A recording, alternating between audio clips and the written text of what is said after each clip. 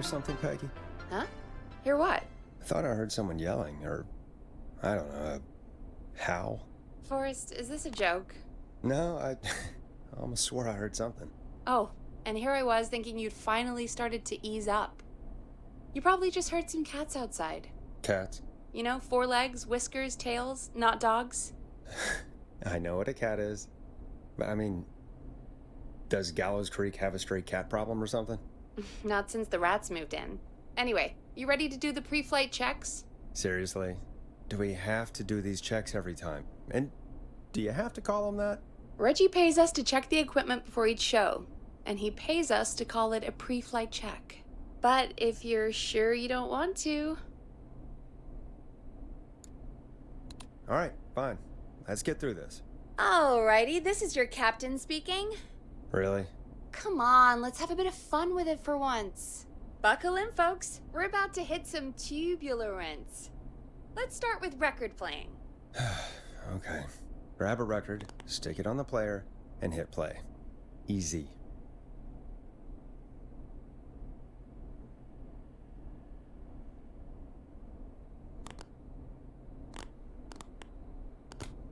Forrest, you need to grab a record and stick it on the turntable. Got it. Great! Now turn it off. Alright, up next, phone line buttons. Your captain will be waiting to take your call on line 1.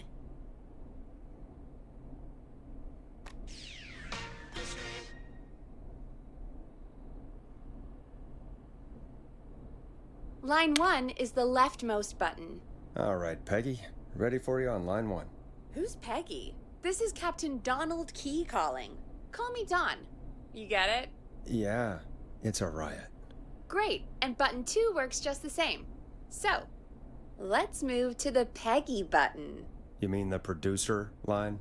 Like I said, the Peggy button. Press it when you need my help during the show. Is there a Peggy mute button? They haven't invented it yet. Now come on. The Peggy button is the 3rd one on the phone line. I labeled it for you. Press for Peggy.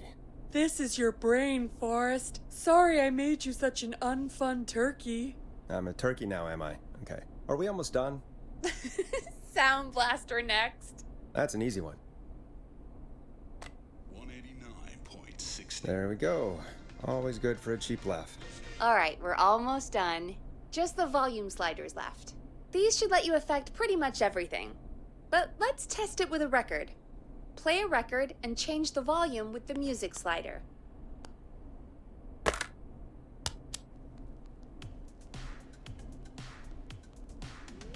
All right. Seems to be all working. We done, Captain? We sure are. Coming in for landing. Local time? Should not encourage you. I knew you had a fun side.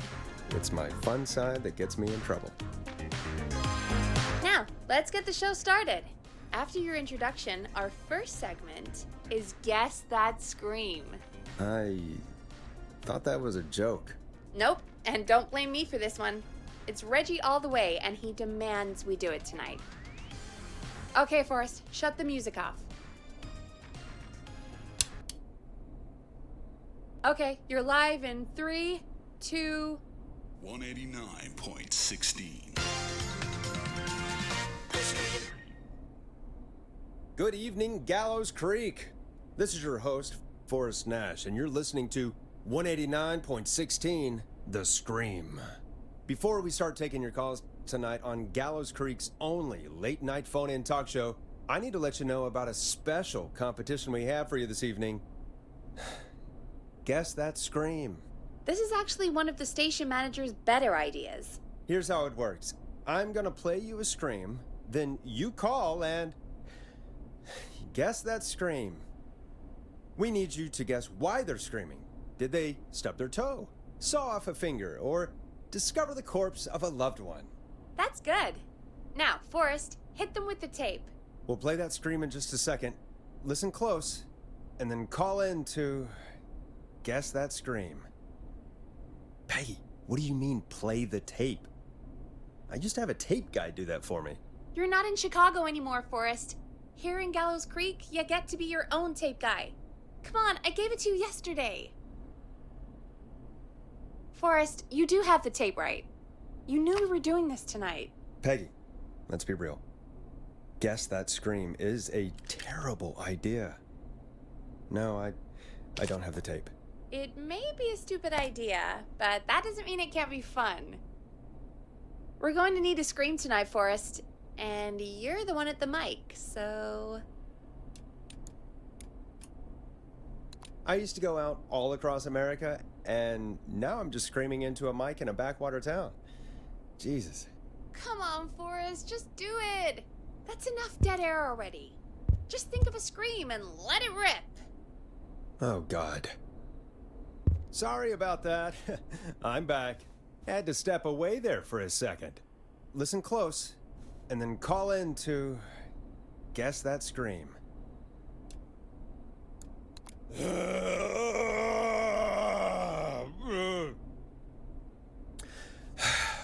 Well, folks, there you have it. Call in with your guesses, and if you get it right, you could win 2 tickets to the amazing Maze and 1 free fried dough. Fried dough? Just call in at 555-239-KFAM with your guess. Now, here's some music while you get dialing.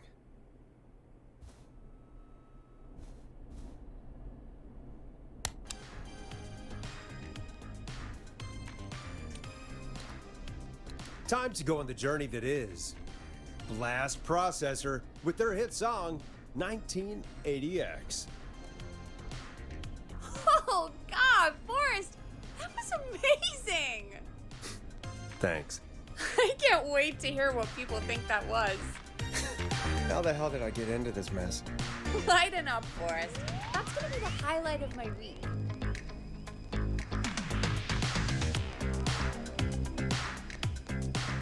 Oh, Forrest, there's a call coming in. Time to turn the music off.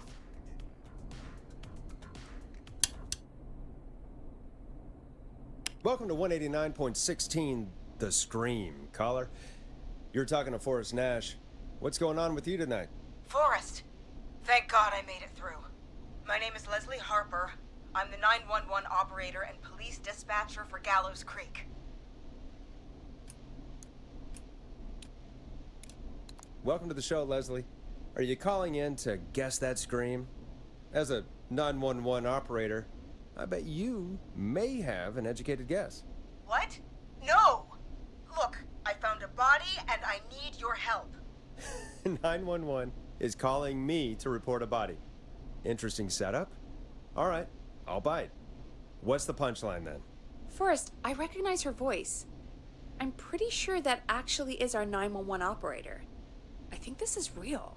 Peggy, I'm not gonna be happy if this is a prank. I don't do prank segments on my shows. It's in my contract. Forrest, I really don't think this is a prank. Leslie, if you're telling the truth, you should report this to the sheriff. What was his name? Sheriff Andrews or whatever? I'm at the sheriff's office right now. Wait, what? Sheriff Matthews is dead. What? Sheriff Matthews is dead? I couldn't get any response from the department. That's never happened before, so I came to the station and I found him. Oh, God, poor Sheriff Matthews. Do you know what happened to him? Someone got him. Someone got up very close and I really don't want to say what they did to him.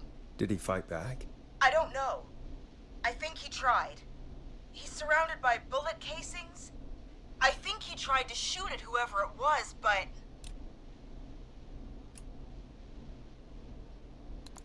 I don't understand. Where are the other officers? Do they know? Have they secured the scene or whatever cops are supposed to do? No, I checked everywhere. Deputy Martinez is here, but she's knocked out, tied up, and locked in a holding cell. I called you right after I found her. God. Wait. Please don't tell me that this hick town only has 2 cops. Don't be ridiculous. We have 3, but Officer Gunderson is on leave in Cancun. Leslie, do you have any idea who could have done this? Not a clue. I didn't see anything on my way over. Leslie, you need to call over to Henderson or Quiet Ridge. They need to send someone over from their department. I tried, but I can't call anything but local numbers. Something's wrong. I'll have to go there myself, let them know what's going on, and bring help back with me. But if you leave while there's a murderer on the loose, who's gonna man the emergency line? That's why I called. Forrest, I've routed all 911 calls to come in to you. I'm a radio talk show host, Leslie. I talk to idiot people about their idiot ideas. I'm not a 911 operator. Why me? You're the only person with experience manning a phone line around here. You're the only person equipped for the job. Besides, there are lots of transferable skills between the two. It's like an interview. You ask questions to get information you can use. Keep people talking, you know? Guide the conversation and know when to jump in. You do know that I'm so good at interviews, they sent me from Chicago to Gallows Creek, right? So I've heard. But that doesn't matter. And besides, there are two of you. You can talk to each other, discuss ideas, work together. Hell, let's have some on-the-job training right now. I have an emergency. I need to get an unconscious Deputy Martinez out of that holding cell. It looks like whoever attacked her threw the keys into the cell after they locked the door. Is there any way you can reach the keys? No. There aren't any bars to the cell, and the door itself only has a food tray slot. And that's too narrow for me to reach through. There's gotta be another way in.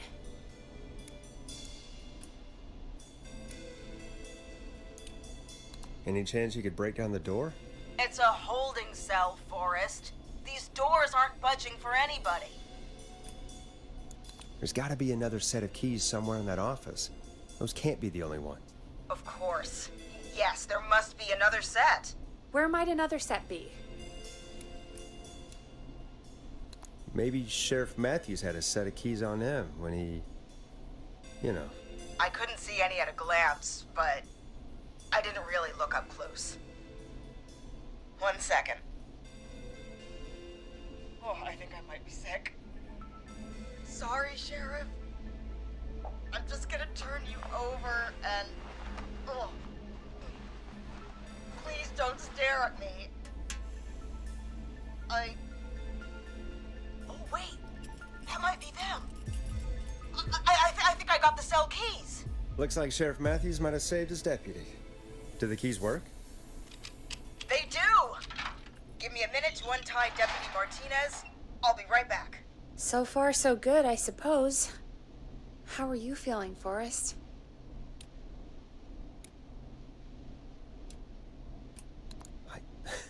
I swear to God, Peggy, if this is some sort of joke, I'm leaving this town. I've never heard of anything like this happening in broadcast.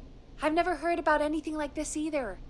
But we're here now, Forrest, and we've just got to see what happens next. Come on, Martinez. There we go. Just gonna sit you in your office chair. We'll head to my car in a minute. I'm back. Deputy Martinez is still out cold. I'm taking her in the car with me to get help in Henderson. If the killer came back now, Martinez would be a sitting duck. That's a good idea. We don't want to take any risk right now. Thank you, Forrest. You and Peggy just worked together like you did earlier. You can do this. Now I'll be back as soon as What? My car! My car is on fire! What do you mean it's on fire? How the hell? Did it just go up in smoke? What happened? Wait.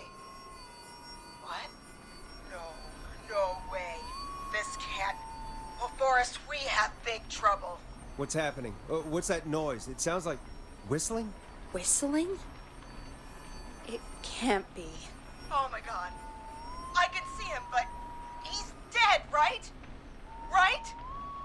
But that mask, how the hell is he? Who, Leslie? Who? The Whistling Man! The Whistling Man? Who's the Whistling Man? He was a serial killer back in the 50s, wore that mask. But he's dead! What the hell? you think he attacked Sheriff Matthews and Deputy Martinez? He's coming this way. Leslie, stay inside and lock the doors. Right. Shit, we need a new plan. My car's torched. We need to think. I think you need to stay put and hide in the station. You should be safe in there. We can't just stay in here. I need to go get help. And what if he gets in? What if he finds us? There should be police cruisers at the sheriff's office, right? Like, you should take one of those. Yeah, that could work. Let me check if Martinez has any... I'll just reach into your pocket there, Deputy, and... Yes, got him. Keys for squad car 3. I saw that parked out front when I got here. Nice one, Forrest. Good thinking. But wait. How am I supposed to get us to the car? The whistling man is right there.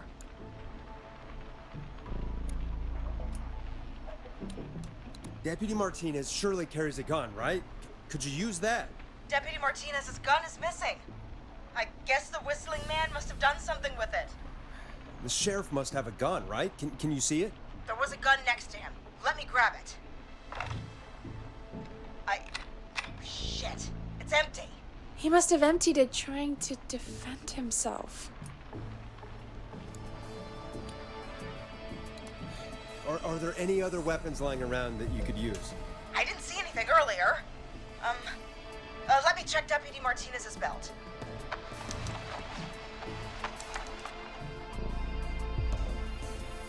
All right. It looks like the whistling man left her with a baton, pepper spray, and taser. I can only hold one if I'm carrying Deputy Martinez. Which should I take?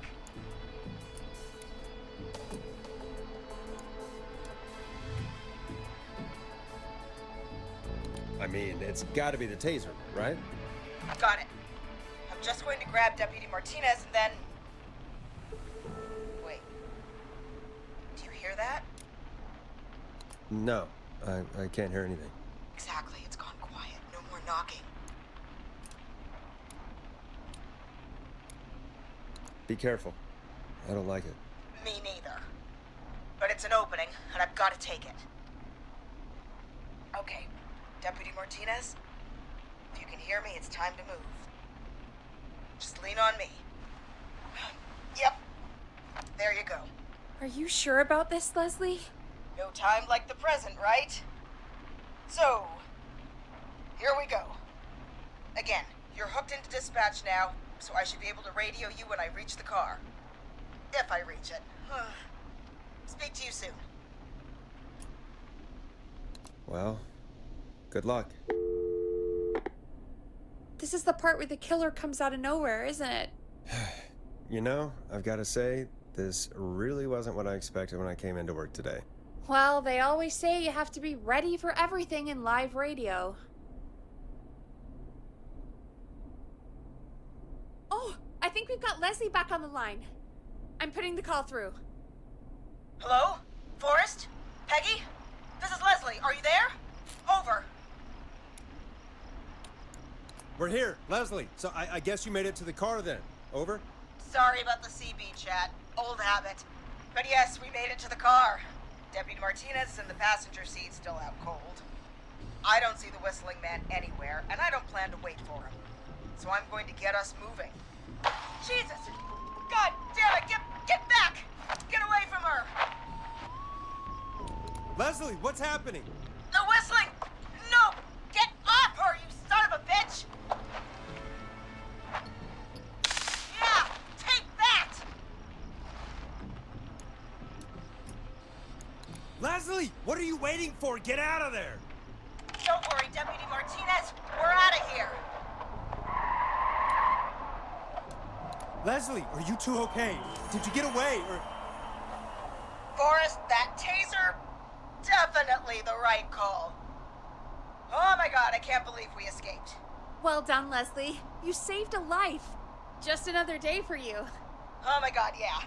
But let me tell you, I prefer doing it from your side of the phone. Leslie, how long do you think it's going to take to get help? Gallows Creek isn't Nowheresville. but it's pretty damn close. It's going to take a while, maybe 2-3 hours each way.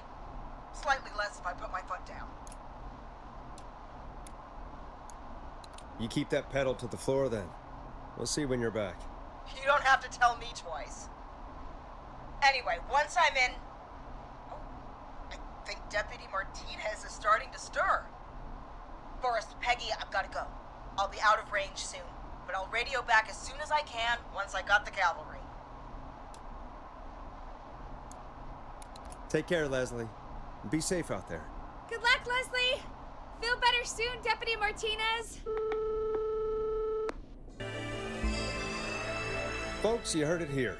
We've got a killer on the streets of Gallows Creek tonight. Please make sure to stay safe. And Leslie, we're counting on you. We're gonna get back to the show meanwhile. If you have anything on your mind or have any information about this Whistling Man character, then give us a call. We'll talk here on 189.16, The Scream. For now, here's another hit record for you all to enjoy.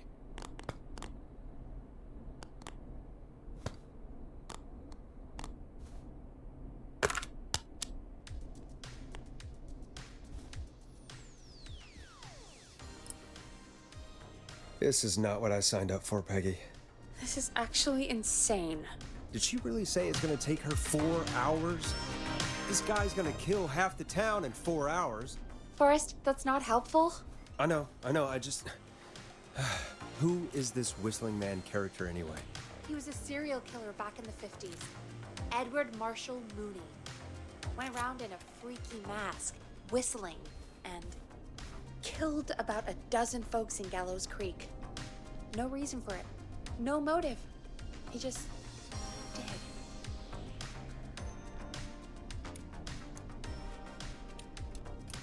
So we're screwed? Because it sounds like we're screwed. Well, probably not. Police chased him up to Ellis Point one night. We call it Whistling Point now. And it was, well, it was on this night actually. The police cornered him and he jumped into the river. His body was never found. So is he alive? Dead? I mean, what's the story? Story is he's biding his time, waiting to take revenge on the town. All right, that's the story. But what's the truth? Other than we have a whistling killer on our hands tonight, I don't know. All right. Copycat or ghost killer. I guess we'll do our best. That's the spirit! At least we got the word out, I guess. What kind of listening figures do we get at this time? On a Thursday after midnight? Could be around 35? 35. Isn't 3,500? Huh. I didn't realize Gallows Creek was that large. No, 35 people. At best. Are you serious? We only have 35 listeners? 35, yeah. It's a school night. And what's the population of Gallows Creek? I don't know exactly. A little over 1,000? Oh. How many did you get before? You know. Before my career exploded and I ended up on a midnight hour talk show in the town of 1,000 people? Yeah, before that. Around 5 for most shows on the low end. Big gas could pump that up to 10, 15, easy.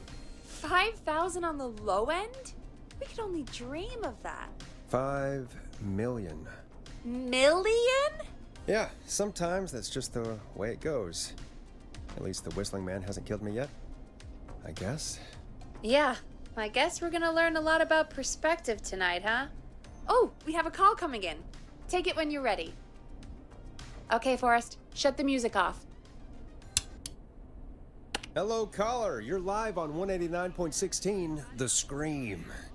Is everything, all right?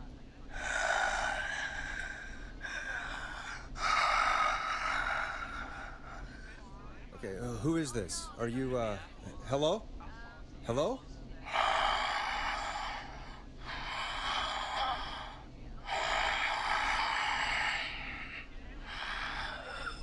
Okay, what's your name and why are you calling in?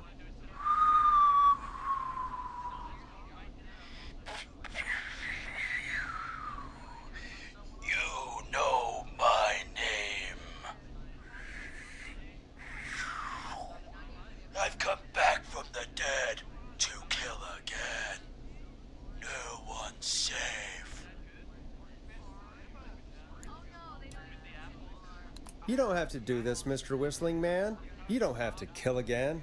Oh, but I do. You must make a sacrifice to us. A sacrifice? To us? I mean, me. We want cheese-dusted pretzels. I mean, I want cheese-dusted pretzels. Or I'll cut your face off. Goddamn kids. I'm cutting them off. Yeah, cut him off.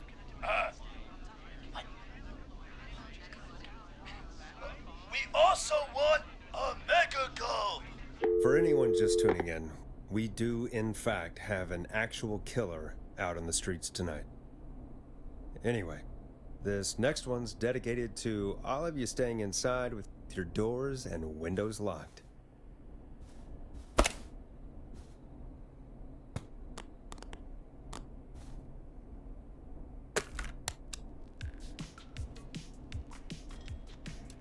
It's funky, it's groovy, it's Stab in the Twilight by Knife and Easy. Peggy, the hell was that? Kids pretending to be a killer who right now is stalking the town? It's a thing. A thing? Oh, kids around here. They pull pranks pretending to be him. By pretending to be this Whistling Man character? They think it's funny, but it's not. It's not funny at all. And there's no chance that our Whistling Man was just a prank. That Leslie... No, that's real. Christ. Let's stay positive. We still have a show to do. We already have another caller on the line. All right, let's do this.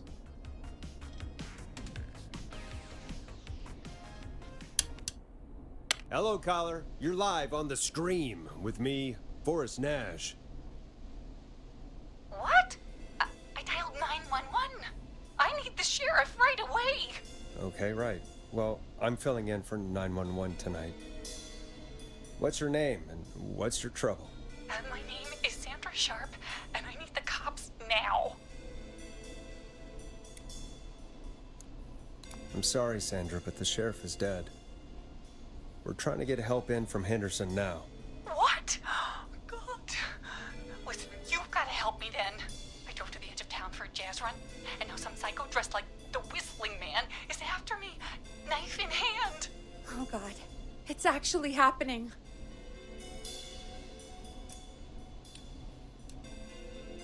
Where are you now? Did you escape to somewhere safe? Oh, I did, baby. I jazz ran all the way to my car and nothing flat. But I dropped my keys somewhere along the way. I never locked the door, so I've got a place to hide, but I can't get moving.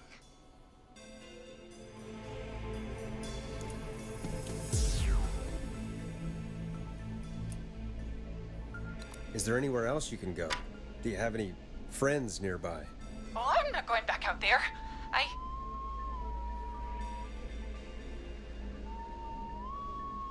Oh, shoot. Oh, he's back. Look, I don't know anything about cars, but I gotta start this engine without the keys. And you're gonna have to help me. Wait, I don't... If it helps, I've got a toolkit buried beneath my spare sweatbands. I'll call you back when I find it. You're listening to 189.16, The Scream. Hosted by me, Forrest Nash, your friendly neighborhood radio host, mechanic and savior. Sit tight while the record spins, folks. This one goes out to you, Sandra.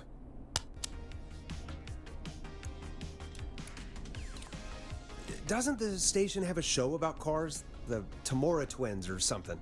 Timberline twins talk motors. Yeah. You know they're not even brothers. Really?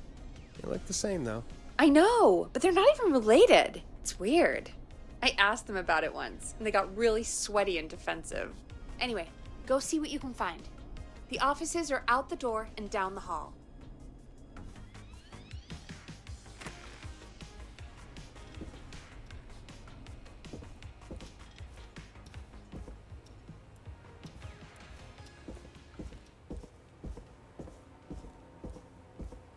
So many locked doors, so few keys.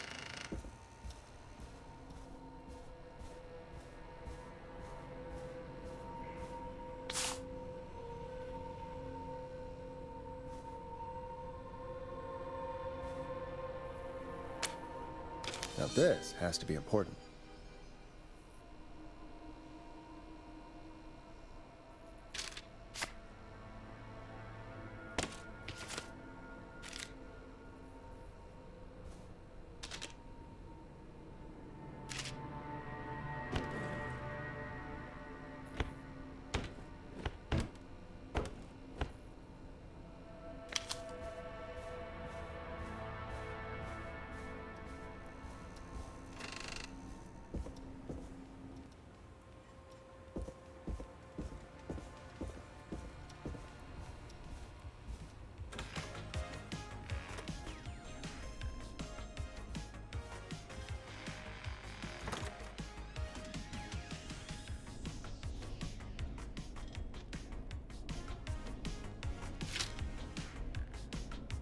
You find anything? I found a note. Good. And did you find anything else?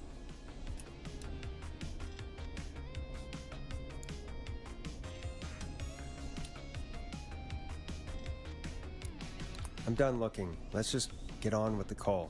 You sure about that? Yeah, let's do this. If you're sure. When you're ready, shut the music off. Caller on line 1. Thanks, Peggy. We're back with 189.16, The Scream. How are you holding up, Sandra? The creep's looking through the parking lot trying to find me. But I've got my tools, and I'm ready to get this hunk of junk moving. How do we start this baby?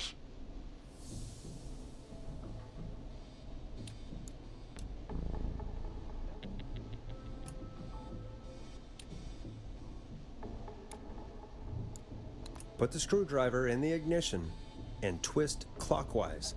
Here goes, baby. Screwdriver's too fat to fit. What next? Unscrew the steering column. All right.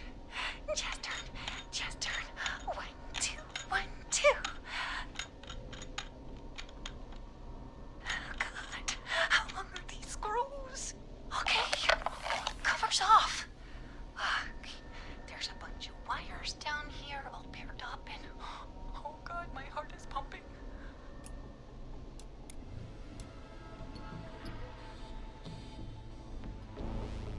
Tell me exactly what you see.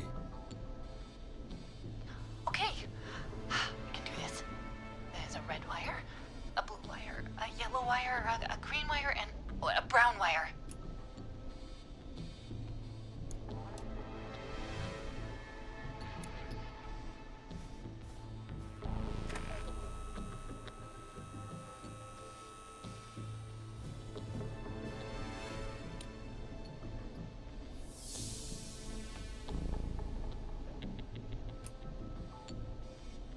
Strip the brown and green wires and twist them together.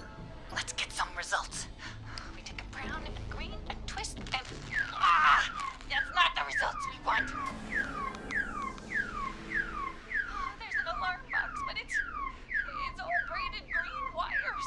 Double braided, triple braided, quadruple braided. What do I do? Cut the quadruple braided wire! Oh my God! Oh, he's coming right for me! It's for nothing, you bad mister! I do a mean kickball change and I scare it!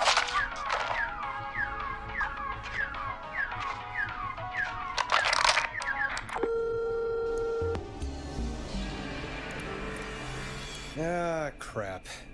I'm no car mechanic. Or car thief. That poor woman. Folks, Gallows Creek just lost one of its own. Everyone, please stay home. Stay home, stay safe, and stay tuned. This next track is dedicated to Sandra. Taken too soon.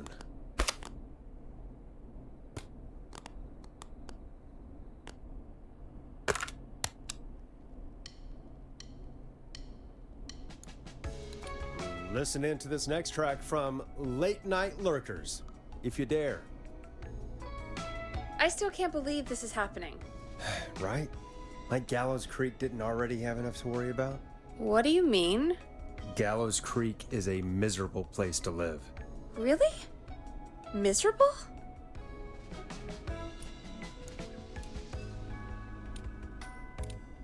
It's nothing personal, Peggy, but it's not Chicago. Or, hell, it's not really anywhere. Well, I like it here. People are polite and, friendly, usually, if you get to know them. Come on, there must be something you like about this place.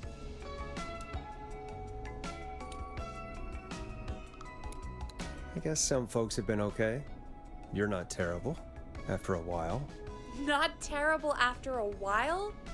High praise coming from Forrest Nash. You know what I mean, Peggy. I do. It's Forrest Nash for I think you're swell. Anyway, I hope the killer is done for the night, and that Leslie gets back soon. Me too. Can we at least call off that stupid Guess the Scream contest now? Yeah, that'd probably be a good idea.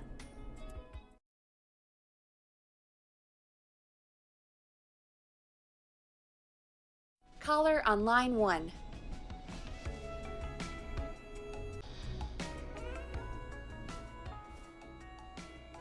We have a call waiting. Evening, caller. This is Forrest Nash, host of 189.16, The Scream, and tonight's 911 stand-in. Hey, Forrest. My name is Brian. Brian Ponte. Brian Ponte of Ponte's Pizza.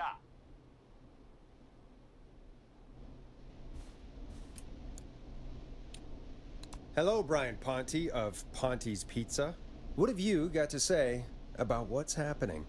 I'm so happy that Deputy Martinez survived. I've seen her a lot over the years down here at Ponte's Pizza. Oh, you did a really great job. And as a thanks for all you did there, I just wanted to tell you that I'm sending you some coupons for free pizza here at Ponte's Pizza. Wow, Brian. That's really good of you, but you really don't have to, though. Oh, it's the least I can do. And if you like it, well, you're in luck, because we're always running great deals that'll have you eating for pennies. Sounds great, bro. And let me tell you, the pizza we have is to die for. Oh, no. Poor choice of words tonight, I guess.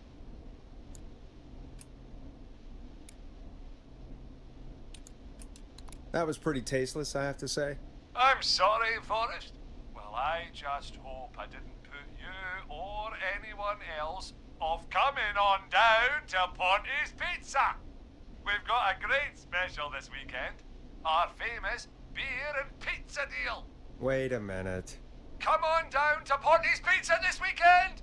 You've just got to pay for one slice to get yourself. God damn it, you're just calling in to advertise your shop. Peggy, hang up on him. Done. Oh, real quick, before I forget, it's probably time we played a paid ad. Now, a word from our sponsors. You know how to play an ad, right? Nope. In-flight check time. Christ. Our captain would like to remind you that the station is required by law to play advertisements from our sponsors. Grab a cassette and stick it in the player.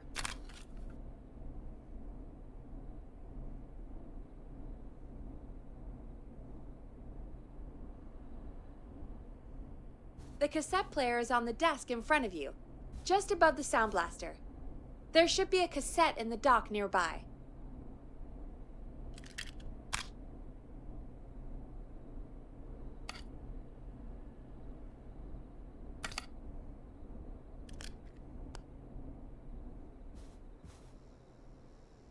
Hit eject to open the player, then stick the tape in.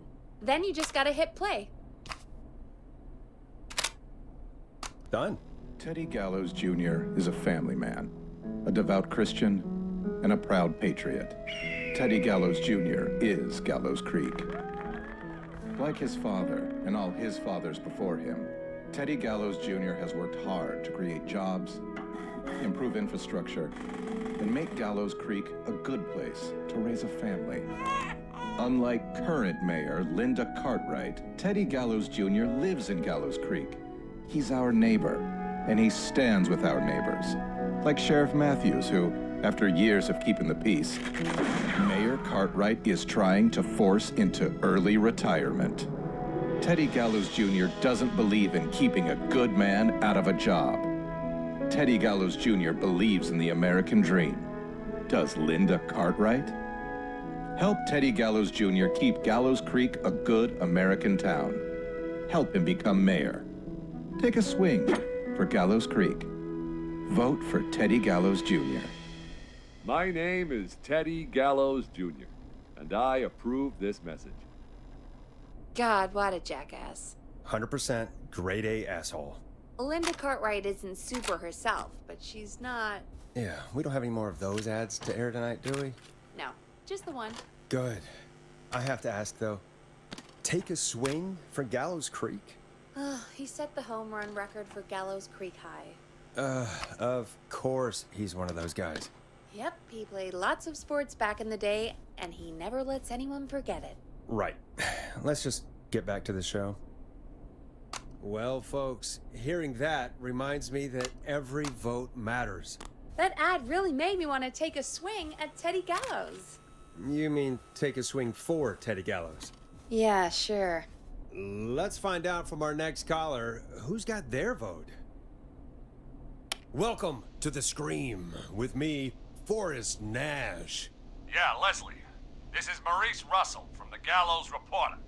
I'm at the office. This guy just broke in downstairs and... Wait. Forrest Nash? I want to speak to 911. Put Leslie on. What? God, another one? I am 911, at least for tonight, anyway. Damn it, son. I don't care who you are. Just put me on with Sheriff Matthews. Sheriff Matthews is dead. Ted? What happened? Did you witness the incident? Are you willing to do an interview for the reporter? I can cite you as an anonymous source, if that's a concern. We're live on the air. Anything we say can and will be broadcast. Live on... Damn it. All right. There's obviously a lot more going on than I know. Yeah, there's a lot happening tonight. You said someone broke in. That's nothing to get worked up about. Some idiot kid just broke in, dressed as the Whistling Man. Heh, teens. They get worse every year. This punk wasn't even a disappointing twinkle in his daddy's eye when Edward Marshall Mooney stalked the town. But I was there. I covered it. You don't understand. That's not a prankster. That's the Whistling Man. Of course it's not. It's a stupid kid. Every year this happens. They think it's funny. Not a big deal, old man. But they didn't live through the terror 30 years ago. Anyway, I know for a fact, Edward Marshall Mooney is dead. I don't know who I'm looking at on the security monitor. But if he killed Sheriff Matthews... Where are you now? I'm in the boardroom, upstairs. We got security cameras all around the building. You can watch them on any TV set here. And there's a set in the boardroom.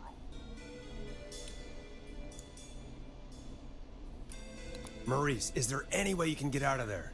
I sure as shit hope so, kid. But I'm not sure how I'm going to do it. That crash you heard was him tipping over my filing cabinets. He's blocking the stairs. I'm guessing the stairs are the only way out? That's right. And it would take me a good few minutes to move those cabinets. We need to do something. But what? All we can do from here is... Forrest, I think I've got it. Why don't we call the killer? They'd have a bunch of phones set up across the office, right? In different rooms, with different extensions? So we call one of them. Draw the killer away. Buy Maurice time. That could work. Exactly! It's worth a shot. I can hear you, you know. The son of a bitch hasn't killed me yet. Yeah, sorry, Maurice. Peggy and I were just trying to figure out... You realize how stupid that plan sounds, right? For that to be successful, you're gonna need every phone extension, plus a plan of the entire office floor, all delivered while the killer is en route. I've got it. And thank God I've always been cool under pressure. Don't go anywhere.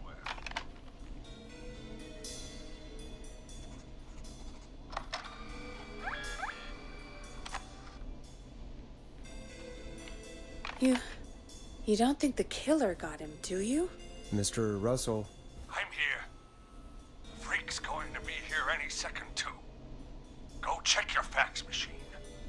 Don't let me down.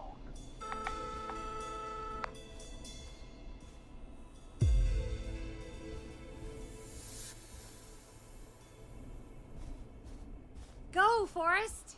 The fax machine's in the office on the other side of the hall. thanks, Peggy. Be right back. Okay, go to the office on the other end of the hall. Grab the fax from the machine. Easy. This must be it.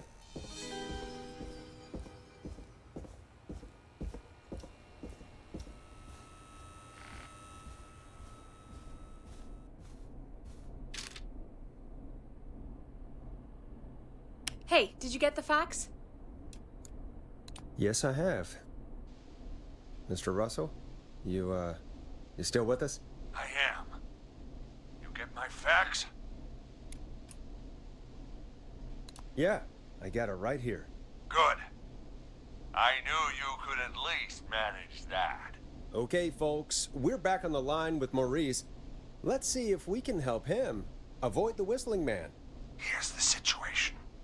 The Whistling Man searched every room in the hall leading up to the boardroom.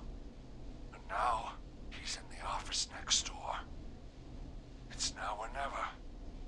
This plan of yours better work. I'm ready on my end, Forrest. Again, we want to draw the killer away by dialing an extension number, and then move Maurice somewhere safe. So, what extension should I call?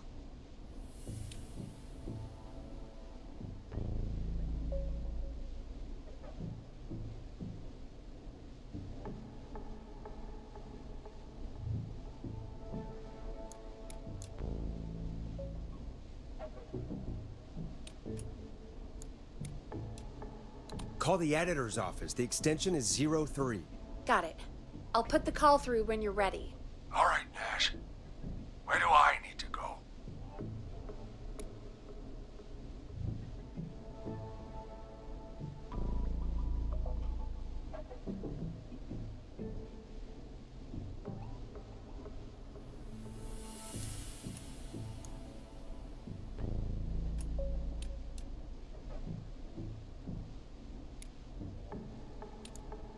You're moving to the kitchen.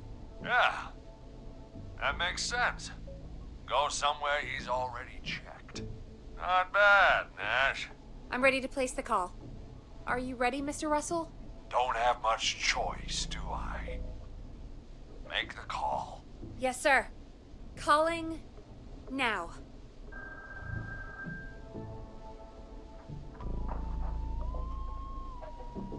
I can't believe it. He's actually heading to my office.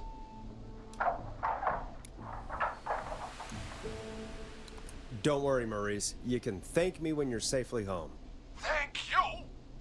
It's your producer I'll be crediting if I make it through this. The coast is clear. I'm shutting off the TV so he won't see me on the security cameras. Then, making my move. I'll call when I get there. Do you think he'll make it okay? I'm sure he'll be fine. But now, what do we do? We gotta find some way for him to get past that barricade. What do you mean? I don't think calling the Whistling Man is gonna buy Maurice enough time to move those cabinets. We gotta think of something else. Yeah. Maybe we could... Oh! Call incoming. You ready? Ready as I'll ever be. Put him through. Alrighty. Mr. Russell, are you there? I am. I don't think he saw me. I've got to give you credit for that, but I'm not out of the woods yet. Right, let's review where we are. So, the only way out is by the stairs, which the Whistling Man has blocked with furniture. Exactly. I can move the furniture out of the way, but not quickly or quietly.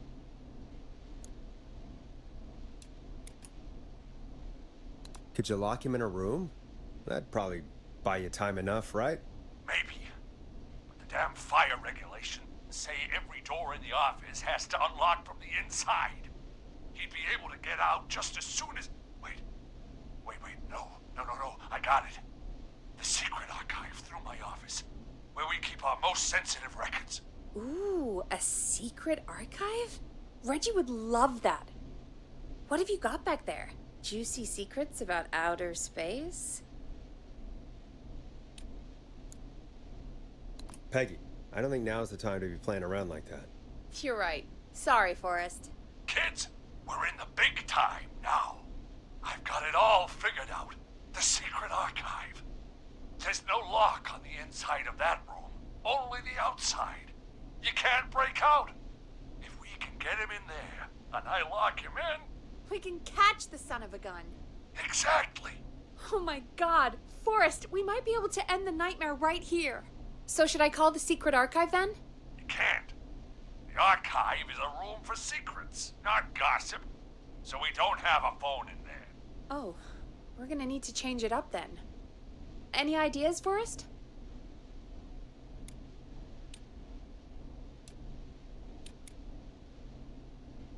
Maybe we could use a radio. There's no radio in the secret archives. Are there no radios at your offices? I don't have one in my office, but... What is it? Our sports reporter, Hopkins.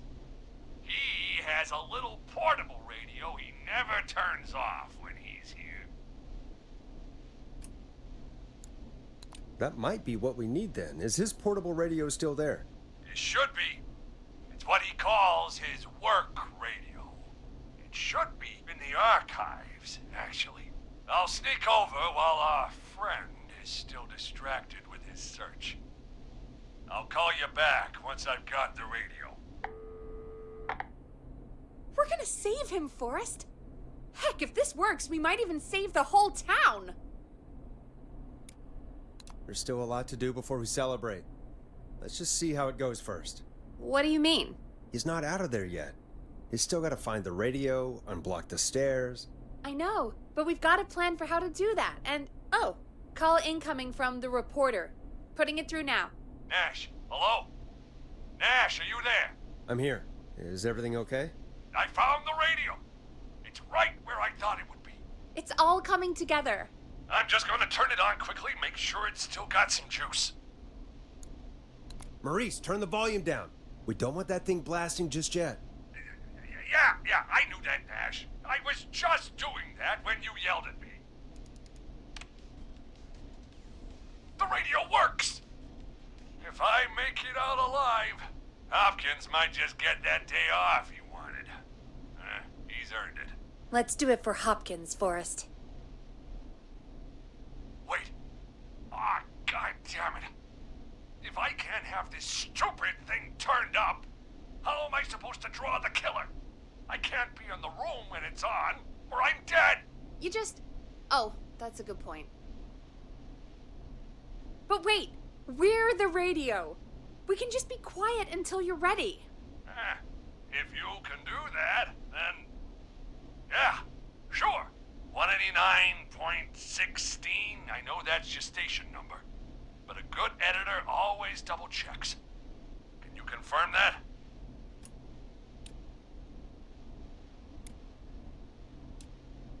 .16, The Scream. Gallows Creek's best and only phone-in talk show with me, Forrest Nash. And me, Peggy. Jesus Christ.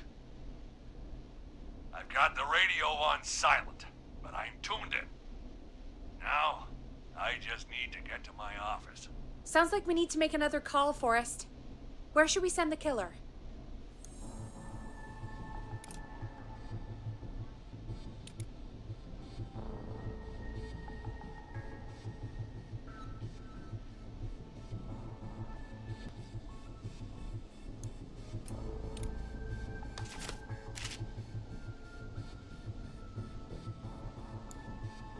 Call the boardroom. The extension is 04. That might work. The boardroom is fairly close to the editor's office, but we haven't seen the killer go there yet. Are you sure? I'm sure. Make the call. Okay, calling the boardroom now.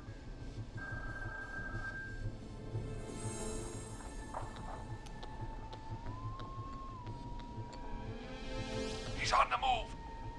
I'll call you guys from my office in a second. Looks like we're almost through this nightmare. Any idea what you'll say to draw the killer in? I'm gonna do my best impersonation of Maurice. I think that'll draw the killer in. What's your Mr. Russell impression? I think I gave that masked freak the slip. What a great plan this is, pal! I'll give you an A for effort. Ooh, call coming in. Here we go. I'm here. The radio's set up in the secret archive. Just give me the signal, and I'll turn it all the way up. Where will you hide in the meantime? Good question. It's under my desk, but you can see under it. I've got a big cabinet, but that'll take me a second to get into. Anywhere else? Not really. There's the secret archive itself, but that's where the kill is going. I could try the cubicles, but they're pretty far away. Your judgment has kept me alive so far, Nash. What do you reckon?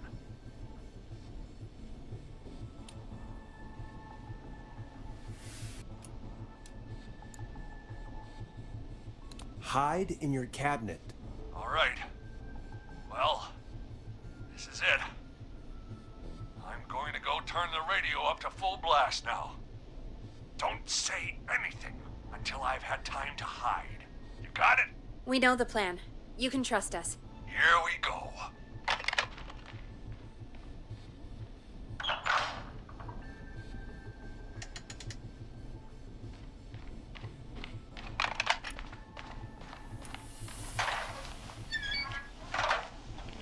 I think it should be safe now, Forrest. That's it! No more hiding! I'm a tough old man. I've been on the beat longer than you've been alive! Come on down, Whistling Man. Come and get a knuckle sandwich.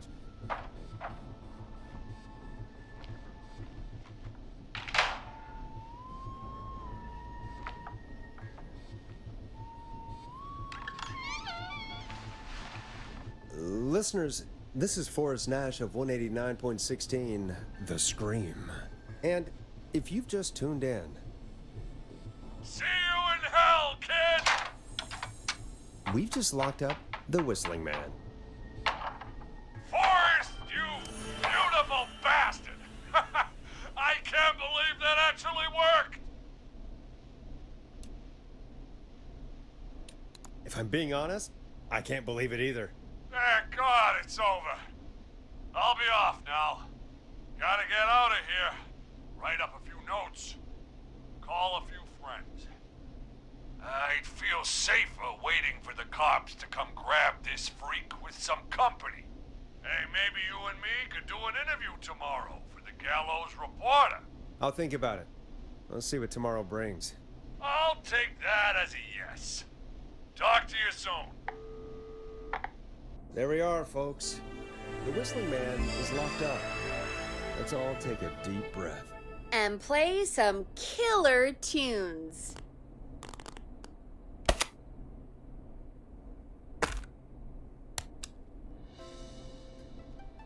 It's David Scopo with moonlight.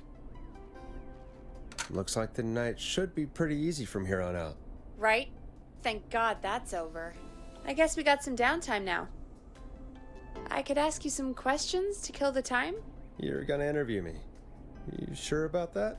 You're not so scary. Besides, we've been working together like a week now, and you're still all shrouded in mystery. I'll regret this, but okay. Question 1. Tell me about your family. What? Come on, Peggy, that's too general. Okay. Did anyone move with you to Gallows Creek? Nope. Now that's too specific. Too specific? Do you have any siblings? I don't. I'm an only child, and my folks are dead. Oh, I'm sorry, Forrest.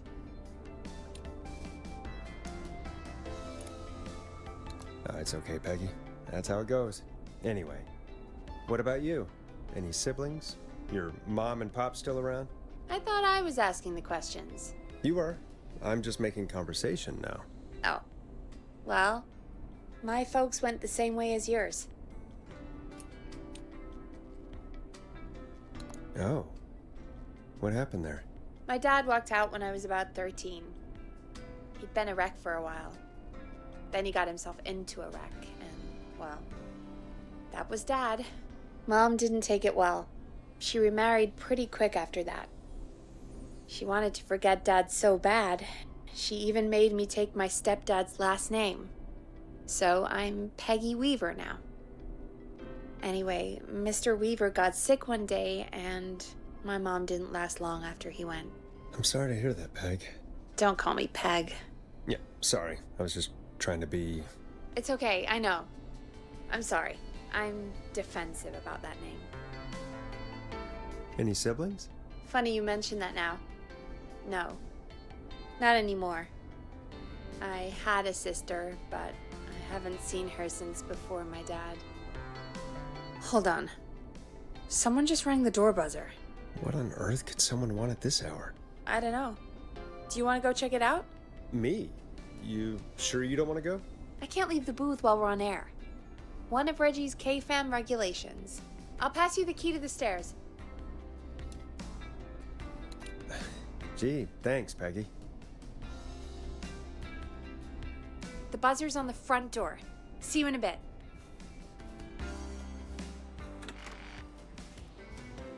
Okay, down to the first floor, then check the door.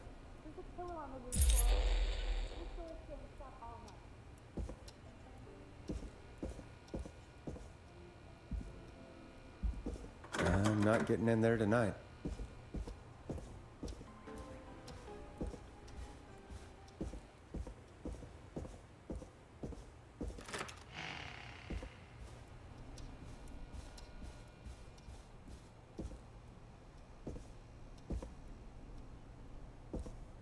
A tape. Play on air.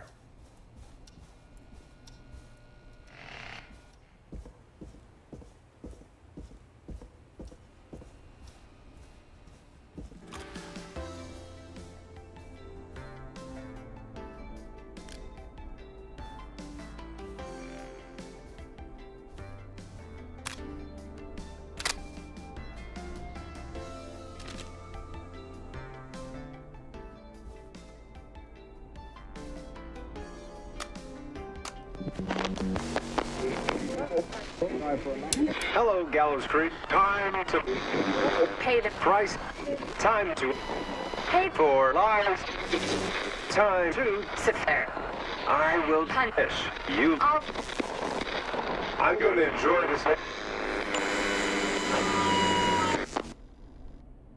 I did not enjoy that.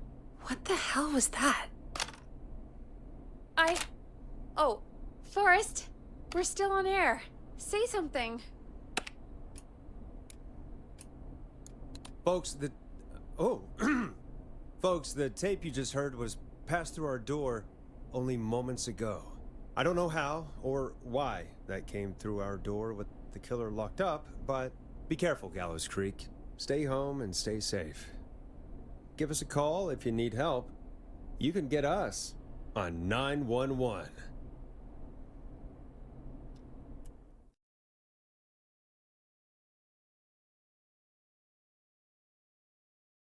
Hey, we had a call come in. I suppose I should take this call. Caller, you're on 189.16 The Scream with... Ash! Shut up and listen to me! Mr. Russell? What's wrong? Are you okay? I said listen! He's gone! The whistling man is gone! So the one who left the cassette, he really did escape. You mean you knew he escaped? And you didn't tell me? We only just found out. We weren't even sure it was him. Mr. Russell, where are you now? What happened? Well, after our call, I cleared the stairs and went home. I phoned some buddies, and we came back here to keep watch. Then what happened? I'm getting to that. We came back here. Door was shut, just as I left it. We had a couple of drinks, and, well, there was a bunch of us, and we were all armed. They thought we could teach the freak a lesson before the cops got him. Did you let him escape? Of course we didn't. I demand you retract that accusation.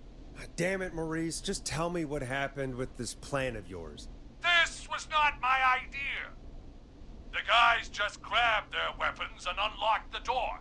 I braced myself and... Then nothing. The room was empty. The door was still locked. How the hell did he get out? Are you sure it was still locked? I'm telling you, it was locked. No way out of there. None. Maybe. I mean, I know it's crazy, but if he's back from the dead, then... Do you think he's some kind of ghost, Peggy? It would explain things. I mean, how do we know he's not? Mooney, there's no way. Whoa, did you say something, Maurice? Baloney. I said baloney. Look, I don't want anything more to do with this. I'm clearing out of Dodge. And I recommend you and everyone listening do the same. He seems really spooked. Wouldn't you be if you got attacked by a serial killer who turned out to be a demonic spirit? He's not a demon, Peggy. Yeah, you're probably right. But what do we do now?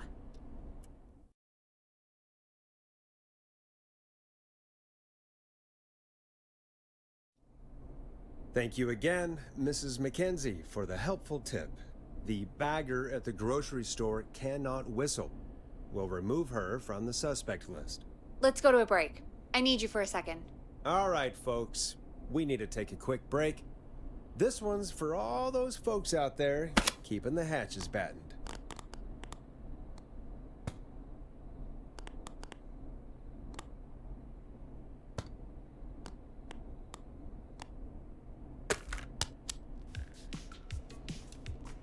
Hope you enjoy this one as much as I do. All right, Peggy, what's up? I pushed a cassette under my door. Go play it.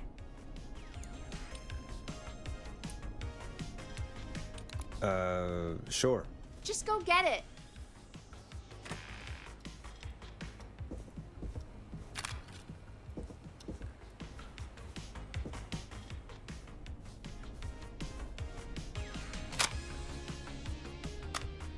Or try your call again.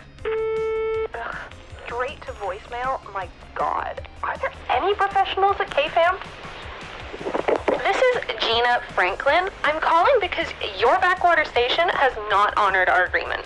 We gave you Mr. Snatcher's newest single, the kind of honor you never had and probably never will again. And we've still not received any information about when you're fitting it into your busy programming. I'll be frank, I didn't want you as part of this debut, but Mr. Snatcher, due to his prior friendship with Mr. Nash... Prior and current friendship, Gina. Forrest, mate, you alright? Don't worry about Gina, you know how she is. But yeah, can't wait for you to hear the new single, man. I think Final Breath is my best work yet. I really hope you and your listeners like it. And man, if you ever find your way this side of the pond, let me know. We'll have to catch up. If Final Breath isn't played on your airwaves by the end of Mr. Nash's show tonight, the next call will be much less friendly. That was Roddy Snatcher, Forrest. You know, Roddy Snatcher? Yeah, Roddy and I are old friends. I love Roddy. I Will Always Find You was my song. I wish we still had it in rotation. Oh my god, I can't believe you know Roddy Snatcher. And I can't believe you didn't tell me he sent you his new single. We have to play Final Breath. Where is it? I don't know. They mailed it to K-Fam, not to me. Then it's gotta be downstairs at reception. Man, I can't believe Barbara didn't say anything. I mean, well, if that fiasco last Friday about the missing Knife and Easy track is any indication, folks at K-Fam aren't against hoarding station music for personal use. I think we're still missing a few tracks, actually. Well, go get Roddy's song before Gina sues the pants off us.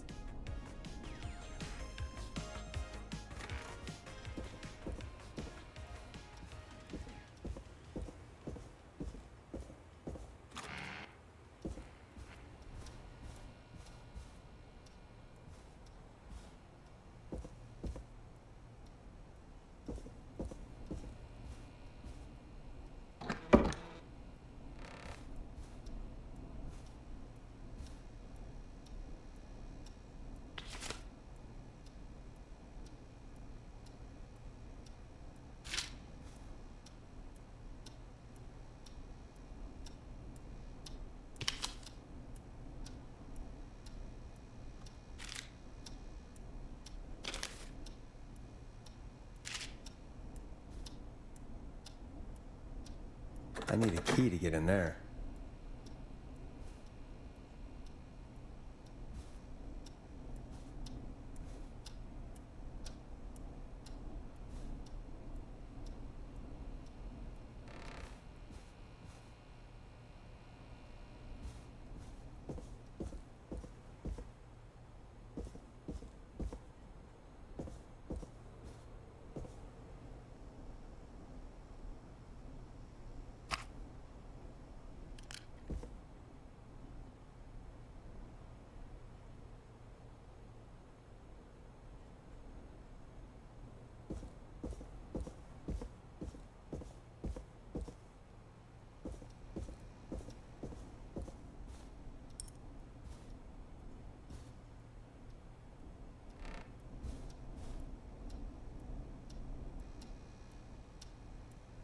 This must be it.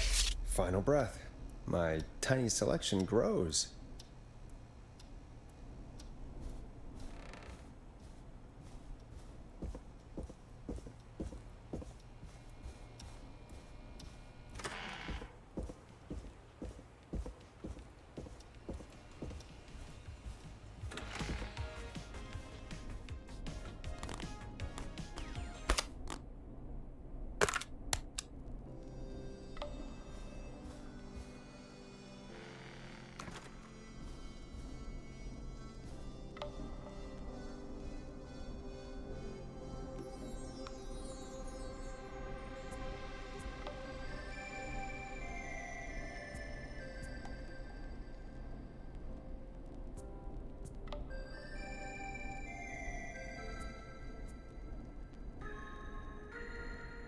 Hey, did you get it?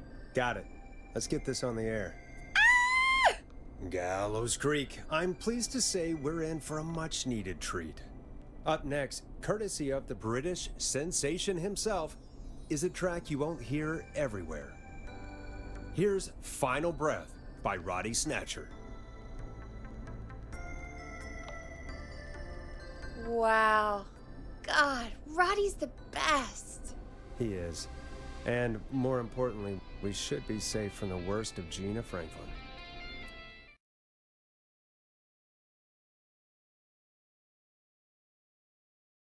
And I think that's every time I've seen him live. Peggy, you just talked through the whole song. Oh, whoops. It's okay. I can just play it on loop later.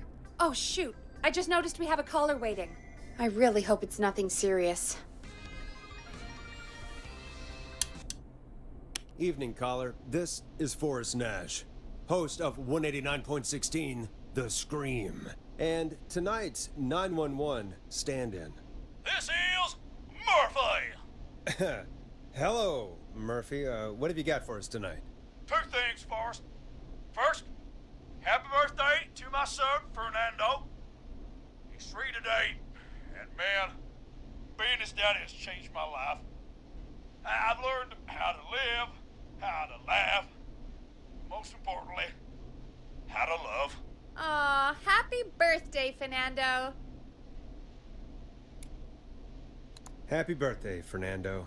Thanks. And now, my other thing. I'm putting the word out to this so-called killer. You think you're tough, huh? Big man with a big knife, huh? Prove it. Come face me, a true warrior, at the Gallows Waste Disposal Plant. Guess what? This is a bad idea, Murphy.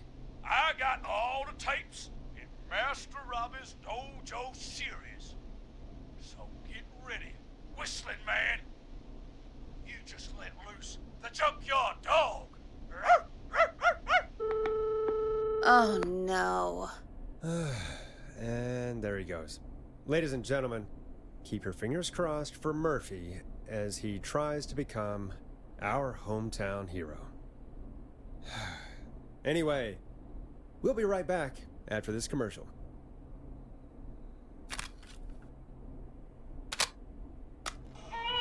The world-famous annual Gallows Creek Harvest Festival is back! We got it all out on Giblet Field. We got the Little Miss Harvest Pageant, Princess Harvest Pageant, Harvest Queen Pageant, Cotton Candy, Corn Dogs, Cornhole, Corn on the Cob, Crokinole, Country Music, Can Jam, Jams, Jellies, Jamborees, Juggling, Roller Rickies, Roller Disco Lessons, Praying. We got baby crawling, balloon popping, balloons for sale, beard contest, horseshoes, hayride, hay toss, hey you there, safe donkeys and ponies, apple bobbing, firearms, fireworks, funnel cakes, fried dough, seed spitting, sand licking, cracker cramming, and cat shop. And fake tattoo, face painting, puppets, petting zoo, amazing maze, square dancing, story swapping, spelling bee, quilting bee, and sewing circle, pie eating, lawnmower racing, hot dog eating contest, flower contest, and of course our famous gourd measure-off. The festival is brought to you by Mayor Linda Cartwright, sponsored by Gallows & Sons Factory, and dedicated to the memory of Garrett Miley, tragically taken from us last festival. I can see why it's world famous. It's a highlight around here, Forrest. Oh, I am sorry to hear that, Peggy. All right, folks, welcome back to the show. We have a note from my producer. That's right. Come find me at the Harvest Festival tomorrow to grab your choice of a KFAM mug, sticker set, or poster. Let's see what our next caller would choose. We got a caller. You know what to do. Hello, caller. You're live on the Scream with me, Forrest Nash. Who's there? Who is this? Are you okay? Do you need help? Forrest? He called me? That horrible whistling down the phone. He's coming for me? Jesus. Okay, listen, caller, don't panic. We've done this a few times now. We can help you. A few times already? So, you saved them, or? Well, you know, we learned a lot. Oh, God. We're gonna help you.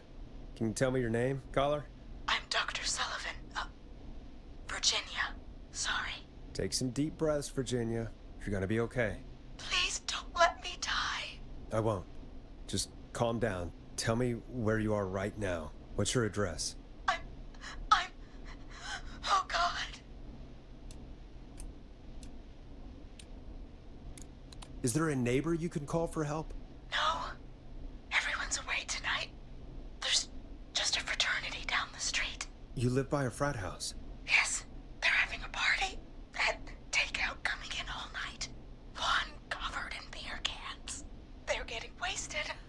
And I'm about to get... Oh, God. Virginia, what's the name of the frat? It's...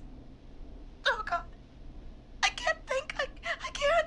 Any idea what the frat might be, Peggy? If I knew where she was, I might know, but... Wait, the takeout! If we can get takeout to the frat, we can get a message to them to go and help. Virginia, who did they order takeout from? I don't know. Come on, Virginia. Try to remember. I can't do this. Well, folks, seems like our Virginia hung up.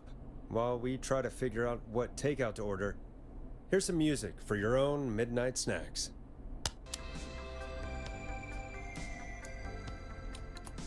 Peggy, what places do takeout in Gallows Creek? Off the top of my head? Well... There's the barbecue place, Grilling Spree, and you can order from Chalupa Cabras. Oh, and of course we have Ponte's Pizza. That's it, I think. All right. We'll call each place and ask who they deliver to tonight. That's not going to work. Takeout client privilege. What? There was a lot of competition back in the day. Things got ugly. It's a long story. But what we can do is this. We figure out where the frat boys ordered from, call the takeout pretending to be from the frat, place an order, and include a note asking them to call the station. There's no other way, is there? Not that I can see. Well, let's not waste any time then. That's the spirit. You got any suggestions on where to look? Check the offices for anything food related. And maybe the kitchen downstairs. You'll need a key for that. I'll just slide it under my door now.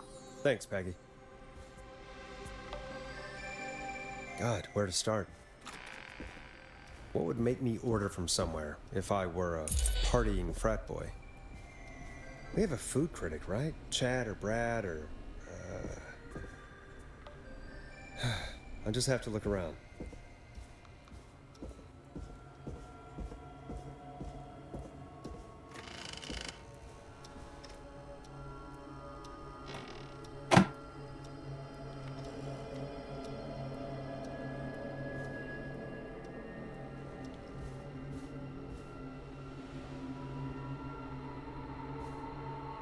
Grilling spree. I better see what's on this tape.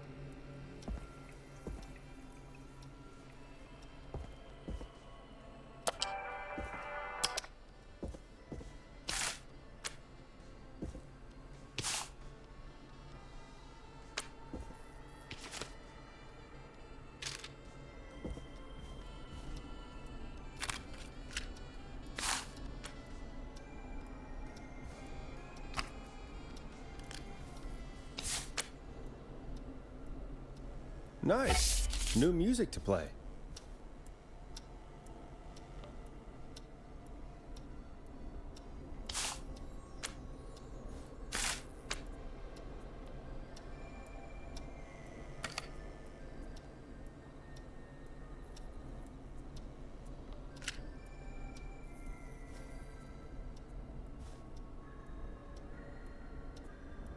Go Gallows High, I guess.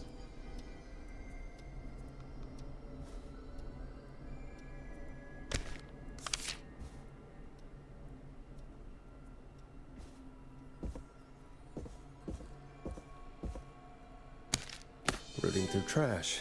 This is a new low. Ooh. Interesting offer.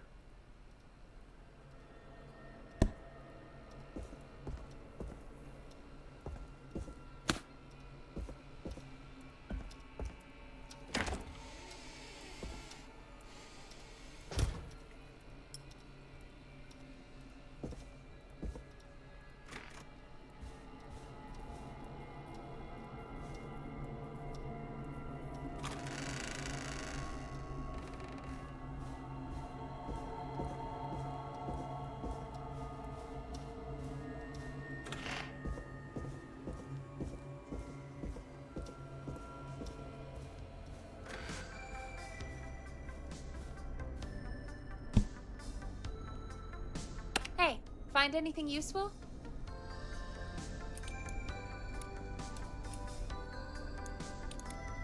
Yes, I have.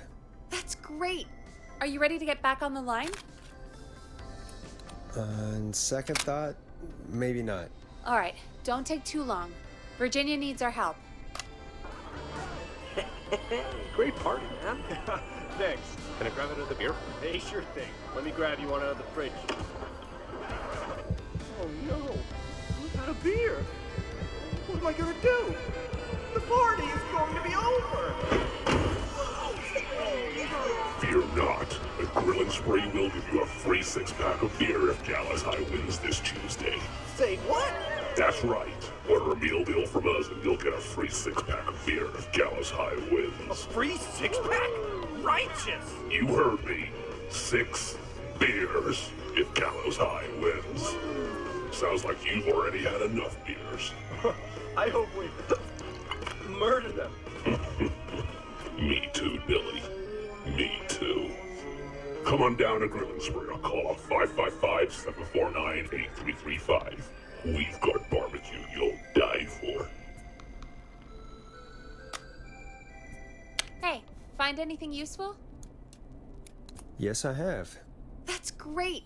Are you ready to get back on the line? Let's make the call. Okay, Forrest, shut the music off. Okay, Forrest, what'll it be?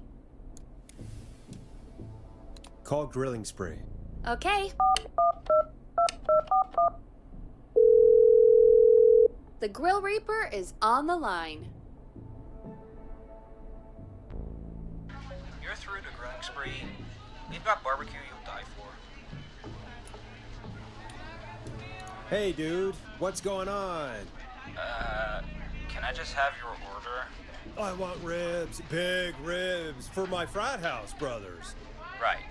And where'd you want that delivered? Same place as before, you know, the frat house. Same address? Alright. We'll get it to you soon. Oh, and one more thing. Can you add a note to the order that says to call K-Fam? A note? Okay. You better tip for this. And now we wait. We should put a song on. Agreed. This one goes out to our delivery workers.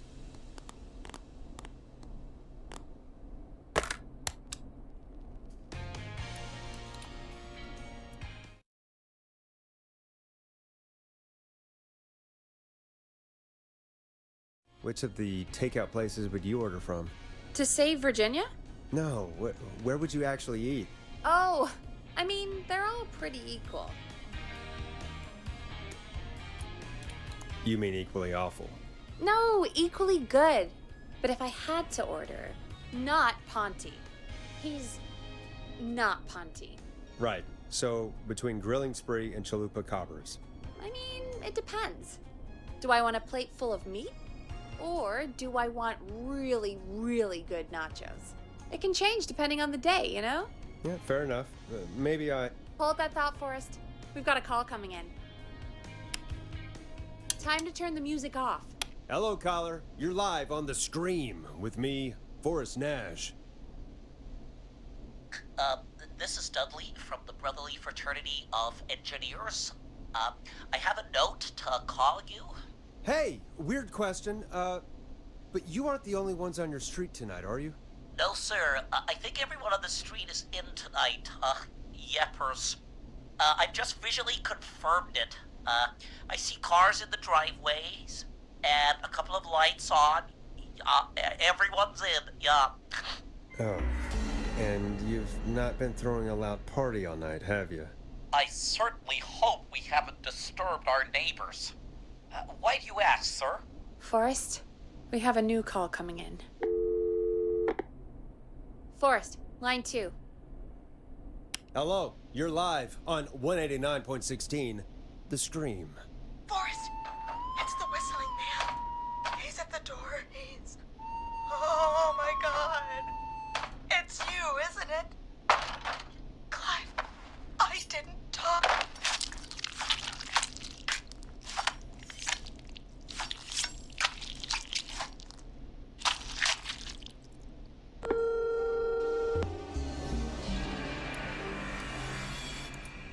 Oh, dear God.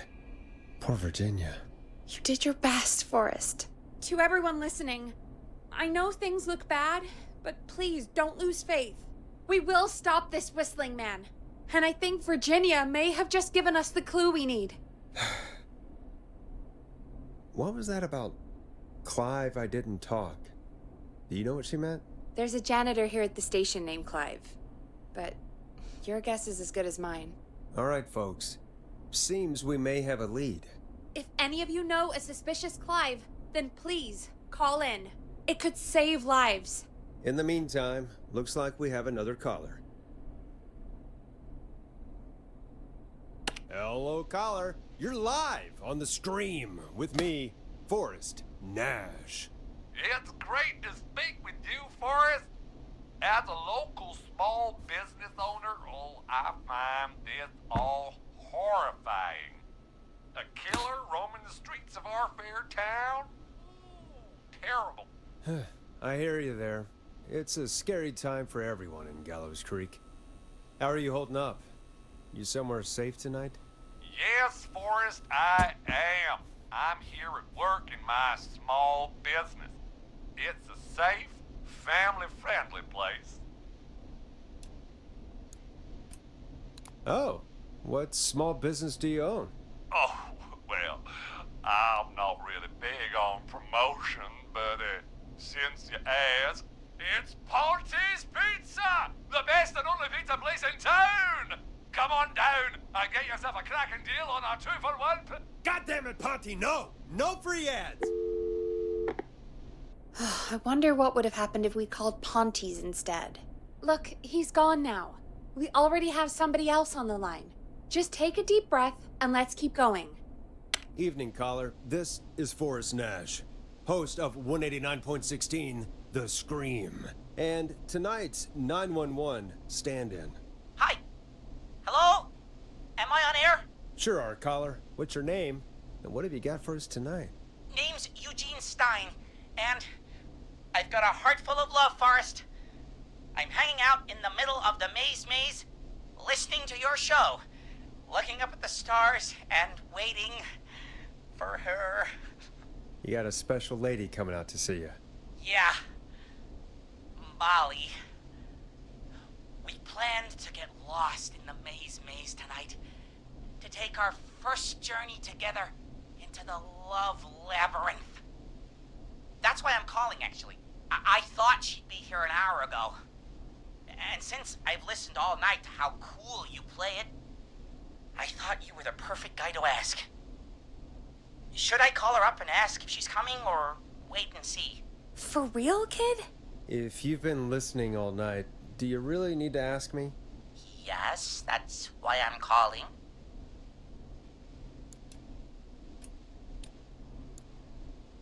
Eugene, do you really need to ask? I'm just not sure, you know?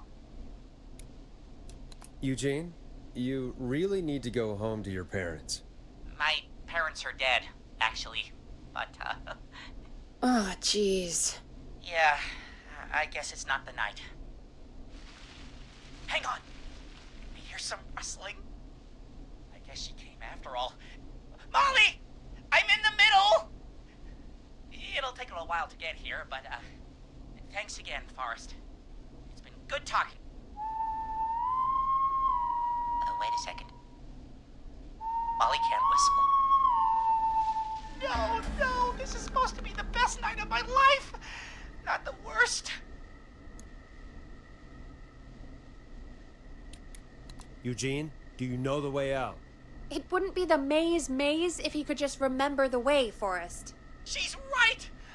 Listen, Eugene, breathe, hide, and call back in a minute. We'll get you out. I'll do it for Molly. But please, hurry. Well, listeners, while Peggy and I deliberate, here's a track for all you lovers out there.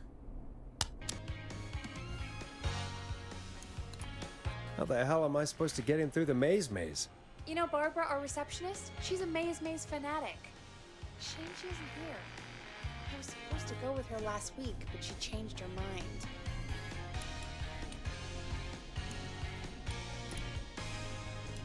Why'd she change her mind? She went with that jerk Brad instead. Does everyone in Gallows Creek go on dates in the maze? A lot of folks do. There's something nice about getting lost, I guess. And besides, there's not much else to do here. Maybe we should call Barbara then? If she's so big on the maze. We could, but I don't actually know her number. But she probably has maze stuff somewhere. Go and see what you can find. That'll hopefully be enough. Which one is Barbara again? Barbara! You know, Barbara! Forrest, I've seen you speak to her. Help me out, Peggy. She's the receptionist.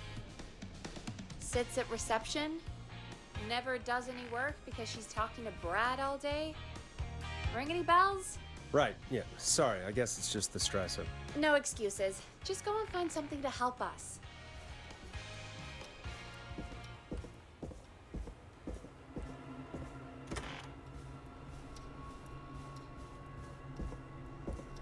Bingo. Here's what I was looking for.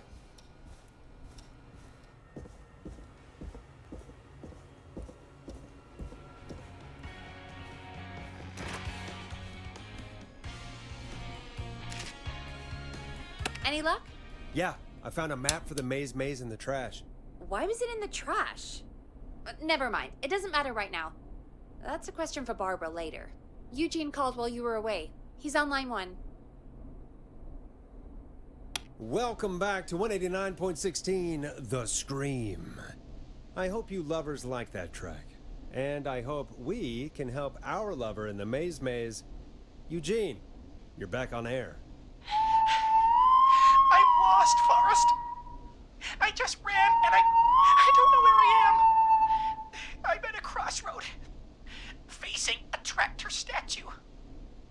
There are hay bales painted gold on my right.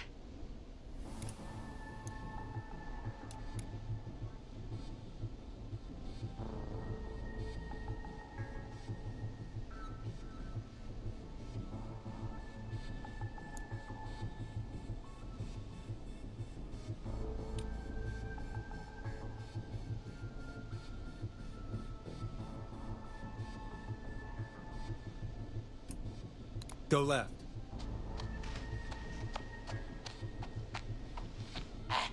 Okay. I went left, then tried a right. I have a pig statue in front of me and a creepy rocking horse on my left.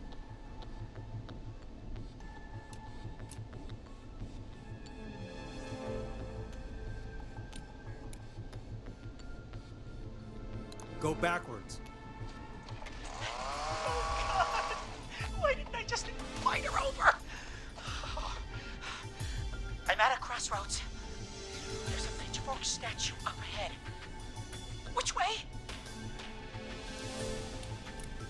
Go left. Oh, this wasn't how tonight was meant to go. I just wanted some love. There's a tiny barn in front of me and a scarecrow behind me. Nothing to my sides. Go right.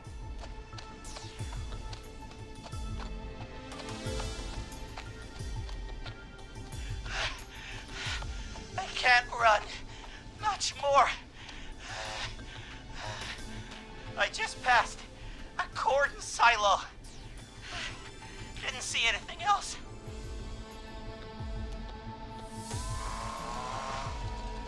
Please. Where do I go? Go right.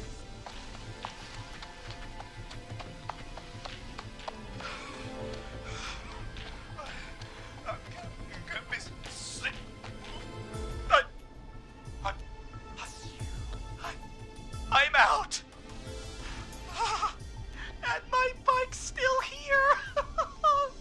Oh, thank you, Forrest.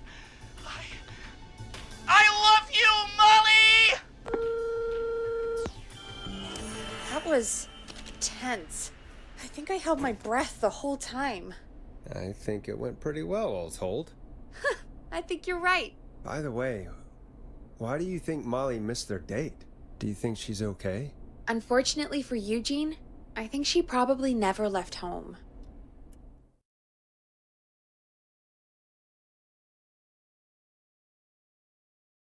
And thank you for calling in, Mr. Walton. We'll make sure to add the town librarian to our list of suspicious Clives. Remember, report a Clive to stay alive. Next caller is up, Forrest, so take it away.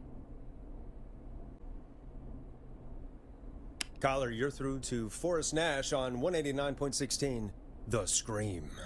Hey, wonderful show tonight, Forrest. Well, that's kind of you to say. Thank you. What's your name, caller? You can call me Dawn. Could you play my tune, Forrest? Your tune. Sure. Long Ride Home. That old song. Sure. We got it. I think I played it the other day. Thanks. It'll be good to hear it again. All right, folks. Coming up is that old classic. Forrest, I don't think you're gonna find that song. What do you mean? I played it a few nights ago. I know, but, we don't have it anymore. What are you talking about? I threw it away. You threw it in the trash? No, I threw it out the window earlier today. And why did you throw it out the window earlier today? Brad was annoying me all afternoon. He played it on repeat because he knows I don't like it. So I grabbed it and threw it right out of one of the office windows. Not my finest hour, but I can only take so much. For shame, Peggy. For shame. I know. Let's just play a different song. We've got more important things to think about anyway. Gotcha. Okay, folks. Here comes some unrequested music. Sorry about that, Dawn. Maybe try again tomorrow night. Sorry. Now it's time to go with The Flow.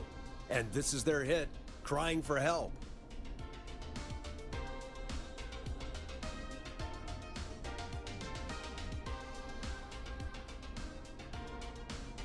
Of all the songs to request, why'd it have to be that one? Gee, Peggy, what did the barn finds ever do to you? Wrote that song, for one. It gets real old when you're forced to listen to it on repeat for years. Why couldn't they just request Roddy? Oh, Forrest, scrap the song. We have another caller. Sorry to cut the music short, folks. Callers take priority tonight. Welcome to 189.16, The Scream. This is Forrest Nash. Forrest? Oh, thank God. It's me again. Murphy! Talk to me, Murphy. What's wrong? Oh, the killer got me, man. Why did I ever trust a guy named Master Robbie? I warned you not to. Hindsight is 20/20, okay? Forrest, we need to do something. Goddamn piece of... He came to the gallows waste disposal plant. Beat on me, man. Carry me inside and lock me in a dumpster. I got a flashlight, but... Oh, goddamn. I smell smoke. I think Hold on, Murphy. We'll call for help right now. You gotta hurry, man. I need someone here now or I'm gonna die. Peggy, get the fire department on the line. On it. All right. Now just... Come on, pick up. Hi. Yes, I'd like to report a fire over at the Gallows Waste Disposal Plant. It's an emergency. What do you mean it's not operational? Why is there no backup vehicle? Oh, god damn it! Forrest, that evil son of a bitch slashed the tires on the town's only fire engine. They can't do anything. But I have a few friends who live nearby. Maybe one of them can save Murphy. Where do they live? My friend Alex lives on the corner of Haddonfield and Romero Street, and Catherine lives on the west end of Myers Lane. And there's Jericho on the east end of Myers Lane. But he's old. Really old. Okay, I'll check the map, see who would be best to do this.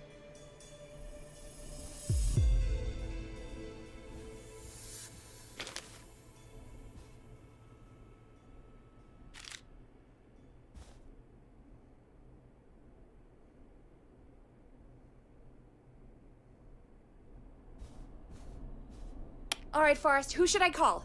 Who can help Murphy? Where is Murphy again? Forrest, really? He just told us he's at the Gallows Waste Disposal Plant. Okay, sorry, I forgot.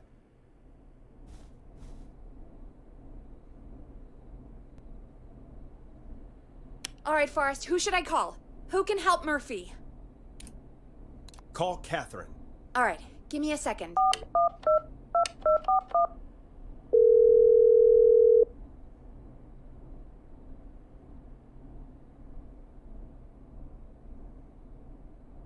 They're on the way. They'll call from the plant. You can direct them from there. Well, let's hope they get there in time.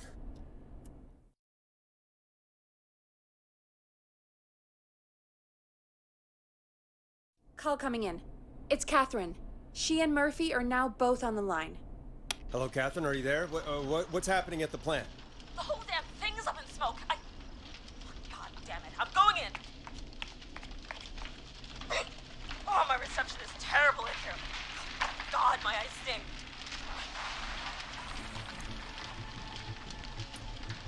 Murphy, can you see anything at all? Yeah, I got a little flashlight. Looks like old cans, bottles, and newspaper. What does it say on the newspaper? It's the Henderson headline. What was that? My reception is terrible in here. Please, of course, tell me where to go. Go to recycling. Recycling. Got it. Come on, Catherine.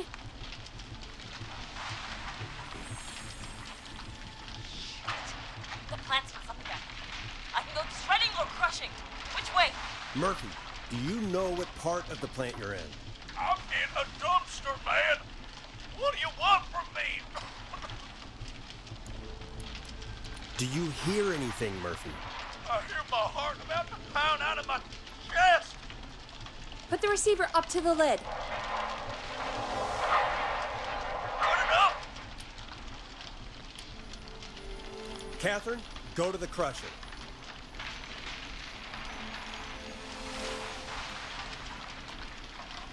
Okay, it's super loud.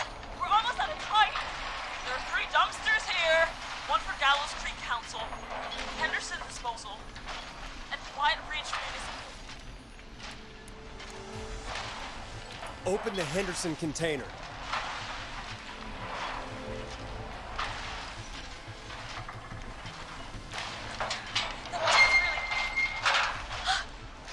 I found him!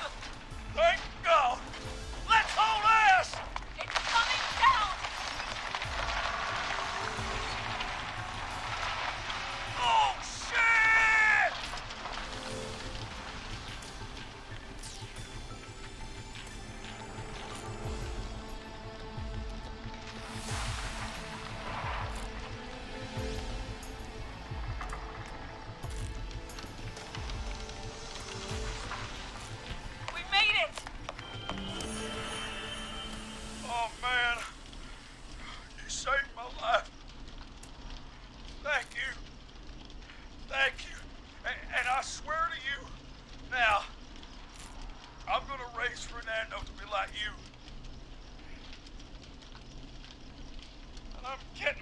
me back from Master Robbie.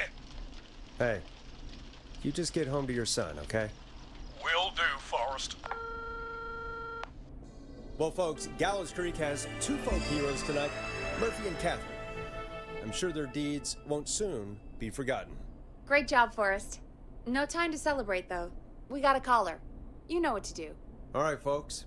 Another of our good citizens is on the line. Let's see what they have to say.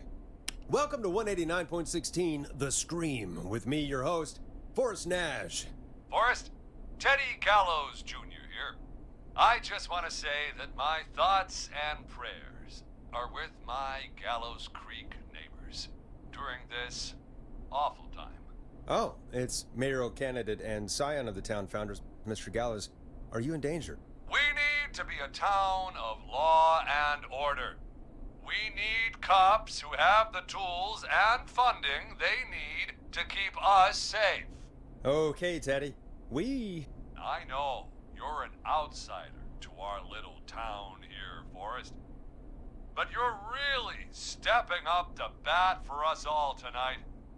I just want to say thank you for taking a swing for Gallows Creek. Jackass. I want to make sure I get this out on air to all of Gallows Creek. You're a real prick, Teddy. I just want to make sure our town is safe and prosperous. That's why the Gallows Family Factory, founded by my father, Theodore C. Gallows, God rest his soul, which employs over 200... Teddy, unless you've got an emergency, I'm cutting you off. You know what? I do have a problem. A problem that's ruining our town. You know what it is? I didn't ask about a problem. I said emergency. The problem is that woman, our current mayor, Linda Cartwright. Oh, here we go. She just isn't one of us. Linda Cartwright is un-American, unstable, and... You're not better than anyone, Teddy. Just because you inherited half the town, Your producer sounds a little unstable, too. Don't you dare speak to me that way. Cut him off, Peggy. I can guarantee this kind of thing will not happen when I take office. The moral decay of... And that's enough of Teddy Gallows Jr. for one lifetime. I always feel disgusting after hearing him talk. Just play an ad, Forrest. I need a minute. We'll be right back after these messages.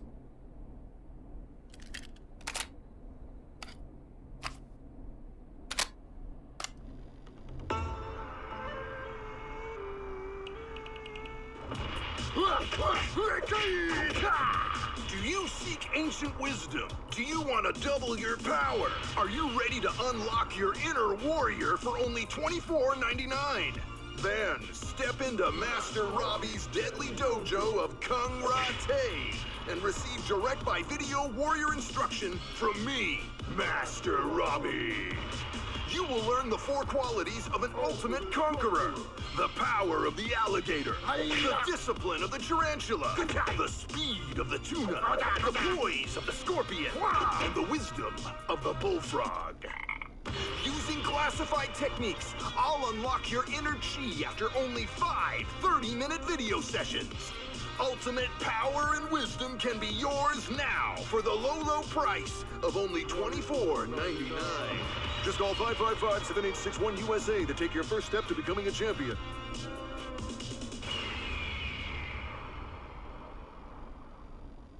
Never forget the element of surprise! If you buy today, you'll receive 2 additional VHS tapes, the Tornado Technique and Karate Lovemaking. Call today! Jesus, you know, after what happened with Murphy, I think... Yeah, we should take that out of rotation. Kind of a shame, though. It is pretty fun. Yeah, I bet karate lovemaking sure is something. Is Forrest Nash at a loss for words? let's just get to the show. Apologies, folks. We must have left that tape in rotation by accident. I think it's fair to say that's one deal you can skip. But what you can't skip is what our next caller has to say. Caller on line 1. Hello, caller. You're live on the Scream with me, Forrest Nash.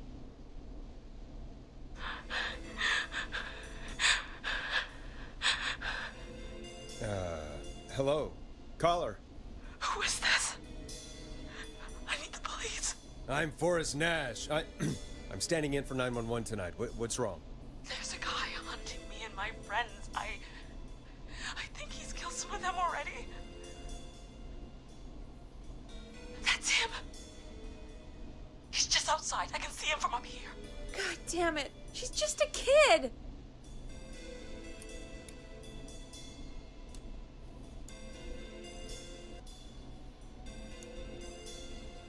Is there a way out? Can you run? Oh my god, oh my god. Stay with me, kid. Focus. I can't do this. Yes, you can. Focus. Tell me, what's your name?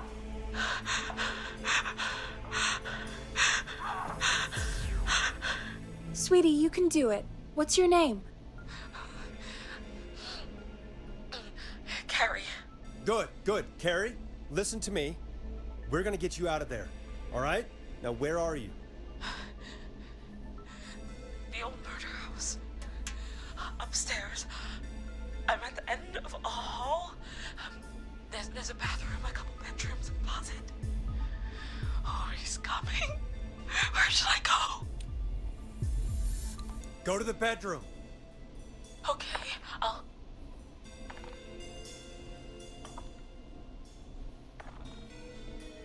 He's here. He's here.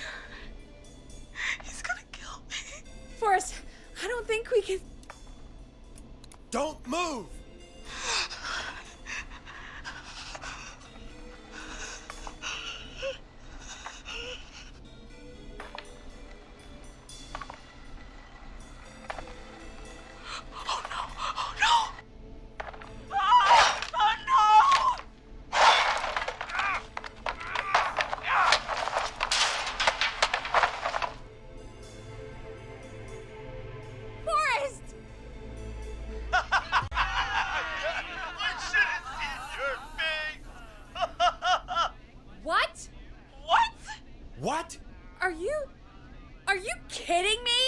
Okay, what the hell is going on here?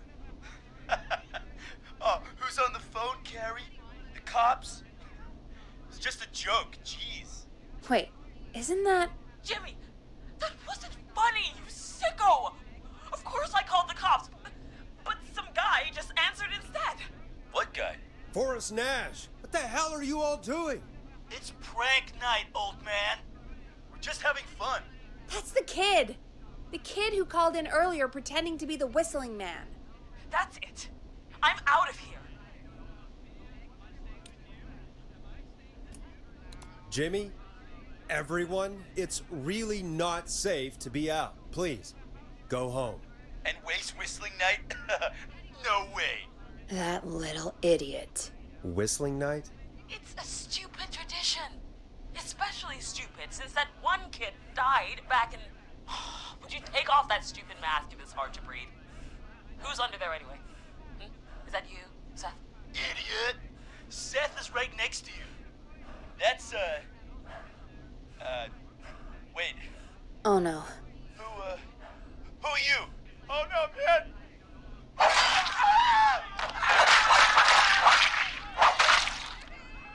Everyone, get inside! Everyone, run! You two, barricade the door. Scott, Heather, you barricade the back. As long as he's out there and we're in here, we're safe, right? You bought time, but not much. Forrest, we have to... Heather, I already called the cops. Forrest picked up. He's the best we're gonna get. Who is with you, Carrie? My friend, we drove out to the old murder house and... Of course! The van! Who's got the keys? Jimmy had them.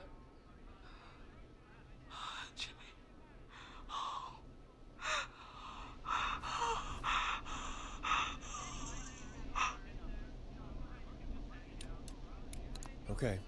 It's gonna be okay, Carrie. Right. We'll figure something out. Between all of you, there's gotta be a way to beat this. Just sit tight, okay? Heather, shut up. If we do that, we're gonna get killed. If only Jeannie were here. Jeannie? Jeannie McPherson? Our intern Jeannie? Yes. She's my best friend and the smartest one out of all of us. She stayed in tonight. Forrest, listen. We'll see what we can come up with, and, What? Scott, you're not any good at... And... No, Chad. Out of all of us, you're not the one to... Everything okay? No. We're figuring out a plan, but everyone's volunteering to do things they're just bad at. I think we can figure out what to do, but I don't think we can agree on who should do what. I think you'll have to be the tiebreaker, or else these idiots are gonna get us killed. But Shut up, you... Forrest, I'll call you back. But I don't know anything about your friends. These damn kids never learn.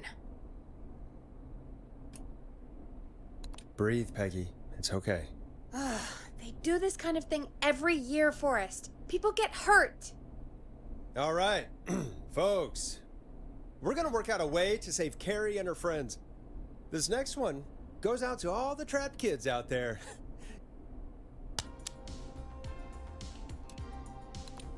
Peggy, you mentioned something about their friend working here? An intern? Yeah, Jeannie. Seems a nice enough girl, but a bit head in the clouds, you know? Not sure why we took on an intern. We really didn't have the office space for one. Poor thing got tucked away in a dark corner somewhere downstairs, I heard. All right, I'll go see if I can find her desk. Hopefully she has something we can use.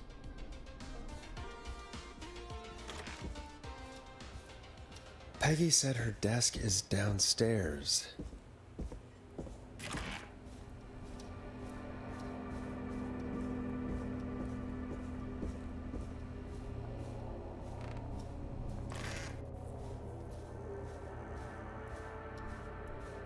Needs a key.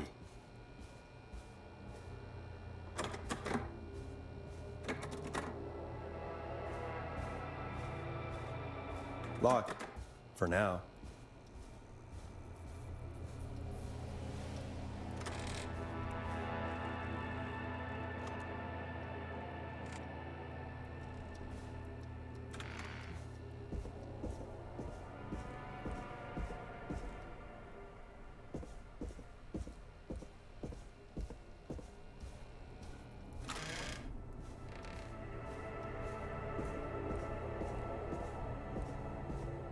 Jeez, they really tucked Jeannie away.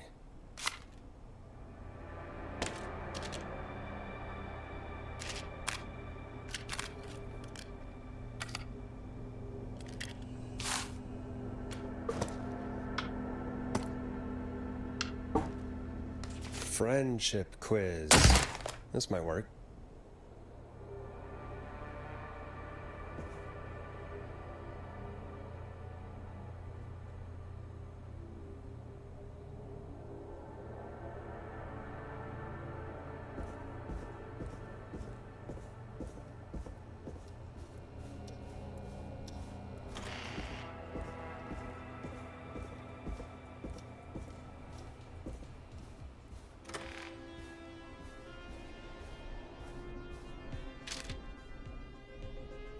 Hey, you find anything that'll help us out? Yeah, I found a friendship quiz with all these kids on it. If you think that'll help, then good enough. Carrie's on line 1, whenever you're ready. Okay, Forrest, shut the music off. This is Forrest Nash, back again with an unlucky caller on this unlucky night. Carrie, are you there? Yes, we've got a plan, but we can't agree on who should do what. You want me to be the tiebreaker? Exactly. I'm ready. What's the first step? Okay, first things first, we'll need a spotter. Someone who can keep an eye on the killer. We'll need someone on the roof.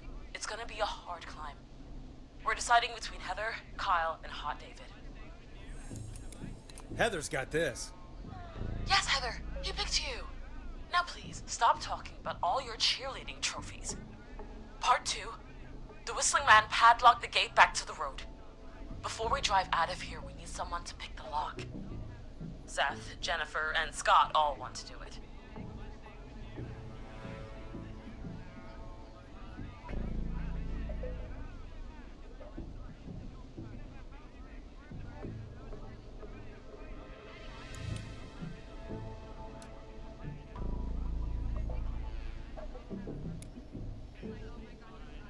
Jennifer. Jesus, Jennifer, you carry a bump key? Why didn't you say so earlier? Anyway, that brings us to part 3. Getting the van keys. I'll volunteer for this. I don't know Jimmy as well as you guys, so it'll probably be easier that way. Then it's part 4.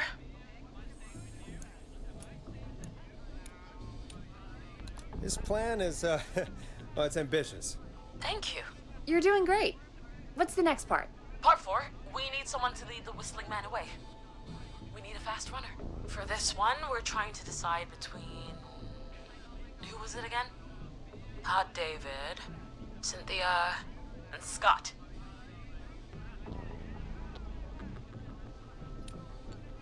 Hot David. Yeah, you spend a lot of time running shirtless. You got this, Hot David. Sweet. Okay, let's recap. We get the eyes on the roof.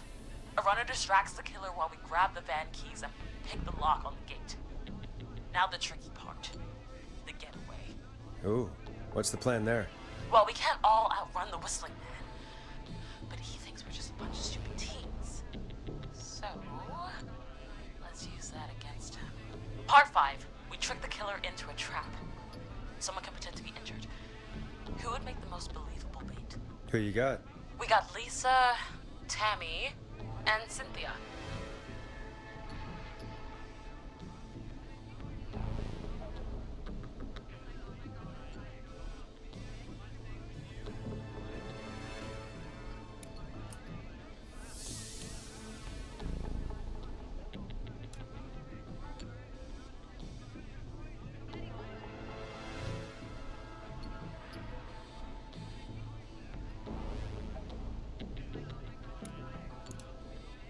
Tammy.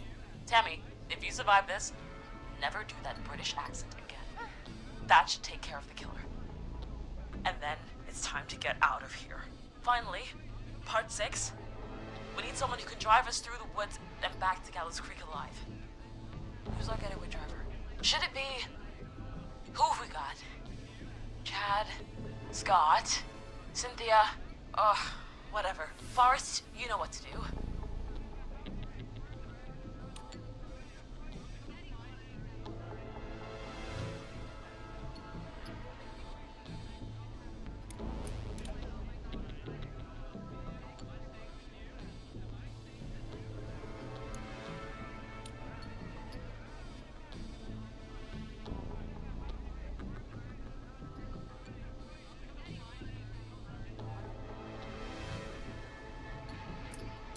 Chad.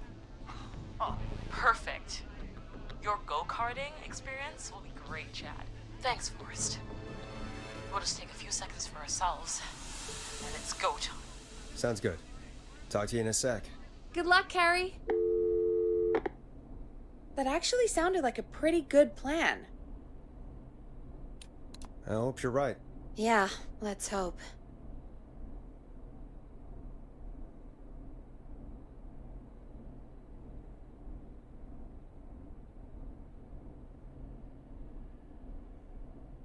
Oh, the kids are back already. Line 1 again. If you're just tuning in, we're coming to you live with a bunch of teens about to flee a madman. Listener discretion is advised. Are you ready, Carrie? We're good to go, Forrest. Good luck. And Godspeed. You got this. Here we go, everyone. Spotter, to the roof. Go, Heather. She's off and away. All right, Renner. Get ready. Wait for the spotter's signal. Spotter says go.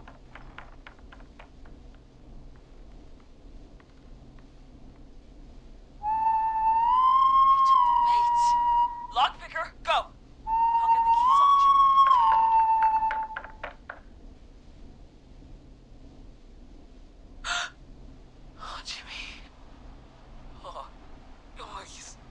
face is... The keys, Carrie. You need to get the van keys. His face is lying next to him, Forrest. He got cut. Oh, God. Just, focus. Breathe. Right. Right. The van keys. Got him. It's... Jennifer got the gate unlocked.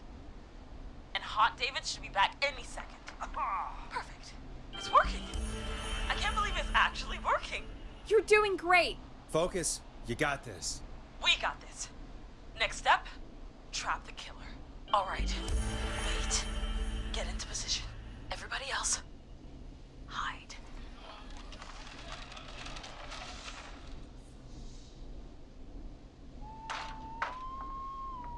Okay, performer. Now, act like your life depends on it. Oh. There he is. He's buying it. Oh no. He knows. Hey, damn it. Now, push the bookshelf over.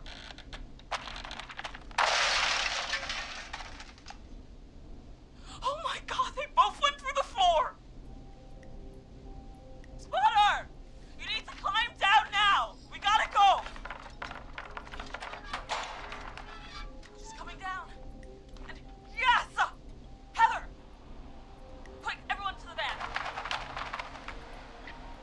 Driver, take the keys.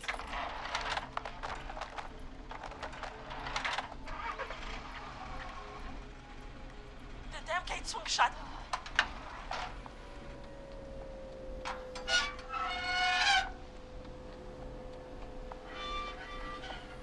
Huh? What? It won't stay open. I'll hold it. You drive through. Carrie! What was that? It's a whistling man. Drive! Now!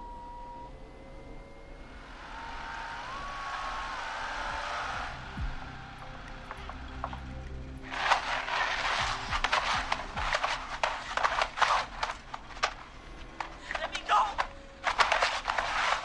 Just go! Just drive! Oh my God. Please, no! No!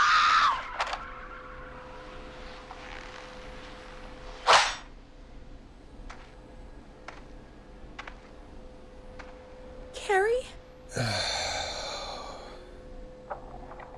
He just stared at me.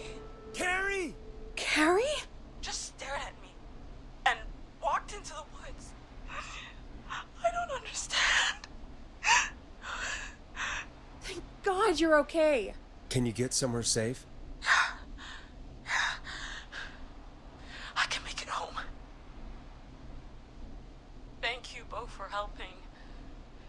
If you hadn't, It was your plan, Carrie, and it was a great plan.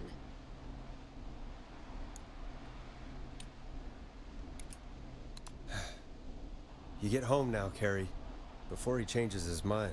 Right. I need to get home. Breathe, Carrie. You're okay now. I'll call you when I'm somewhere safe. Talk to you then. Folks, that was a lot. Our thoughts go out to the parents whose kids won't make it home tonight. For any kids listening in, please stay inside and stay safe. And parents, hug your kids extra tight tonight. Here's a song for the girl walking home in the dark.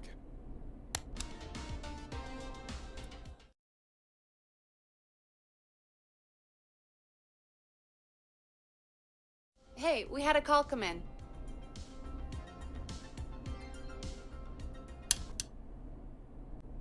The line's lit up. I need to take the call. Forrest Nash here. Listeners, we've got another caller live on 189.16, The Scream. What's on your mind, caller? Hey, Forrest. I just wanted to phone in and say that I think I speak for everyone when I say that you're providing a real service for Gallows Creek tonight. It's cool what you're doing, man. Well, I'm just doing my job, friend. Anyway, tell me about yourself. What's your name? Are you keeping safe tonight? Yeah, man, I'm good, thanks. I'm at my roller rink, trying to get everything ready for the Harvest Festival tomorrow.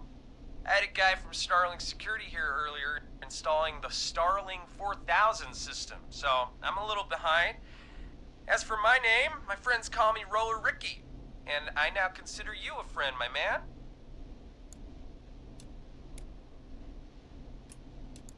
We're friends now, huh? Well, that's kind of you to say. Thanks. Yeah, man.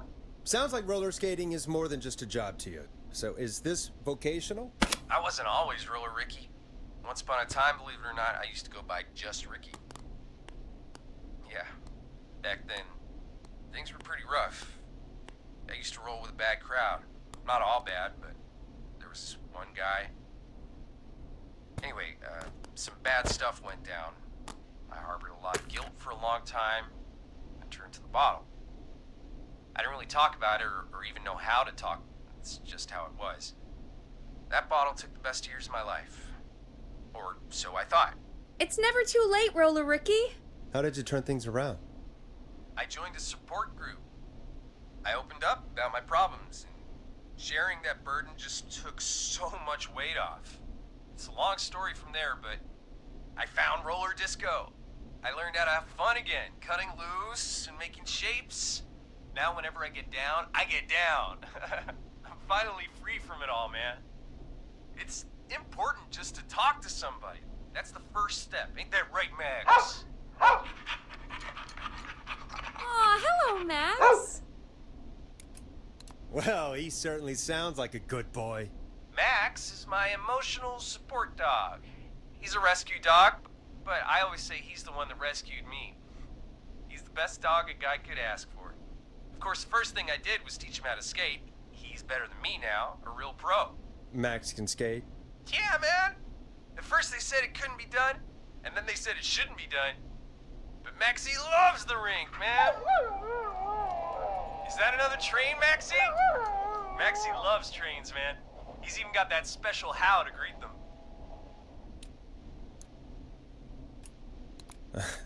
It sounds like you two make a great pair. Maxie appreciates all the positivity you're throwing out, my man. You know, I'm actually hosting free skating lessons tomorrow at the festival. I think it's a great opportunity to give back to the community. Man, all this talk of skating's got me itching for a boogie. Before I switch my radio off for the night, could I request a song for us? Something I can groove to, you know, something funky. It'll be me and Maxie's final boogie breakdown tonight. Then I think we'll take it down a level. I can do that. Thanks again for calling. You and Max, be safe now, okay? Bye, Maxie. You got it, man. Peace. Well, folks, this next one goes out to Roller Ricky and Max. Enjoy. You're gonna love this next track. I really needed that call, you know, after everything. Yeah, I get that. He talked a bit much for my taste, but it is inspiring to hear somebody come back from the brink like that. Yeah, that's what I meant. You were thinking about Max on skates, weren't you? Well, would you look at that? Another caller on the line. What are the odds? Better take it. Welcome back to 189.16, The Scream. This is Forrest Nash. How are you tonight, caller? I'm doing okay. I made it home safe. Gary! Hey, I just wanted to thank you for doing what you could earlier. You know, even though not everybody made it, and, I don't know. Hey, it's okay. You were so brave earlier. You're safe now. I wanted to ask you why.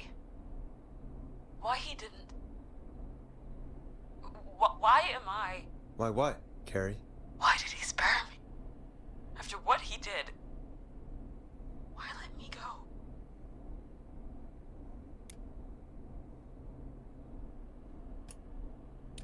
Maybe he only wanted to hurt the pranksters.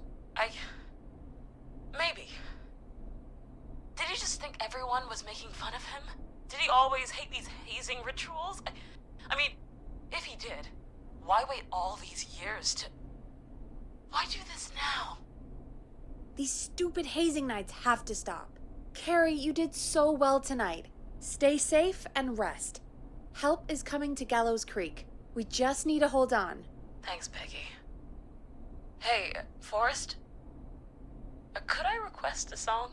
Of course, Carrie. What song? Any song by Blast Processor. And thank you. This next one goes out to Carrie.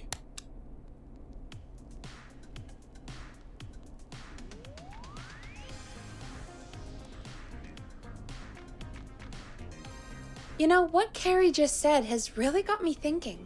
About what? The whistling man left her alone. Why? There must be a reason. When it comes to masked whistling killers, I don't think a reason is a key part of their process. Well, it's something to consider. I need to take a break. If you want to stretch your legs, now's the time. Just hit the Peggy button when you want to get back on air.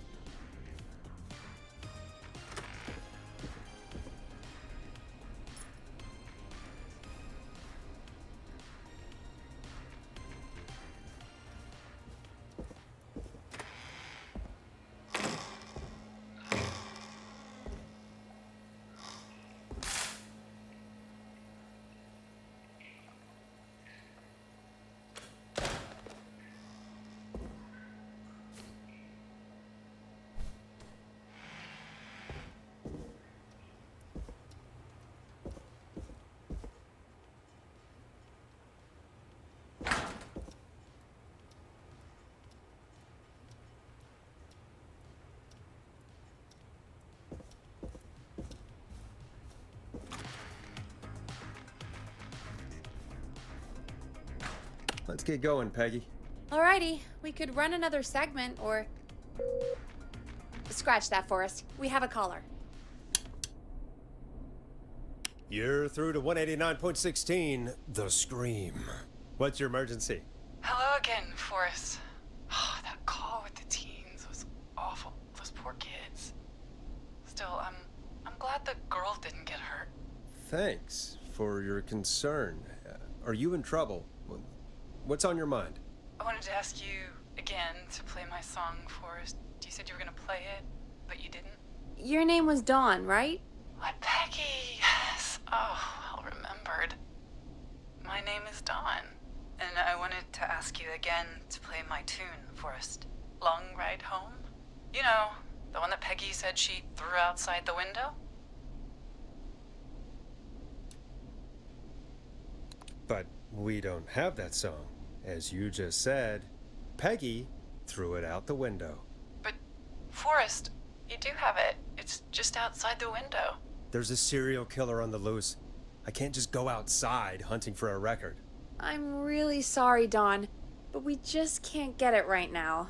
But wasn't the whistling man just at the old murder house? It's miles from the station. It won't take you a second to grab it. Don, I'm not sure if you've heard, but there's something unnatural about this freak. He's fast. I'm not risking it. Oh, but I think you will. Forrest? Peggy, I'm calling with more than a request. I know something. I think I know who's gonna be next. What? Are you serious? Play my song, Forrest, and you'll find out. Well, folks, here's some music for you while I think things over.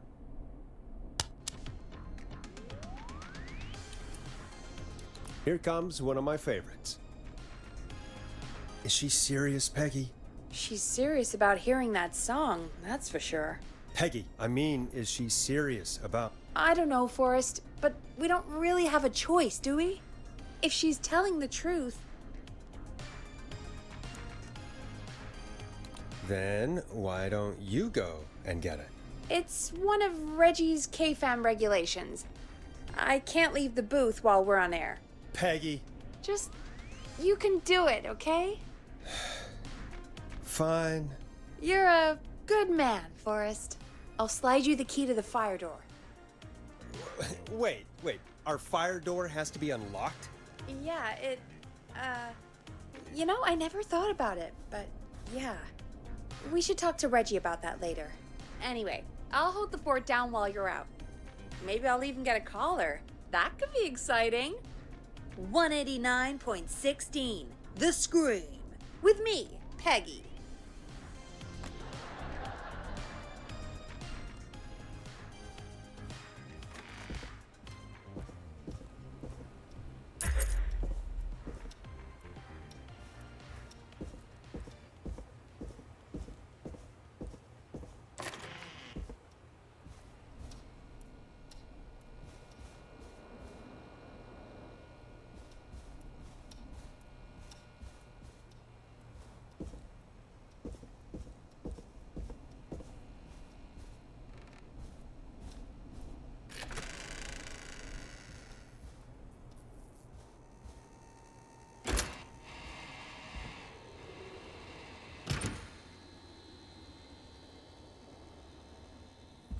You know, I hope she'll be happy when I'm brutally murdered by the Whistling Man. Out here, in the open, alone.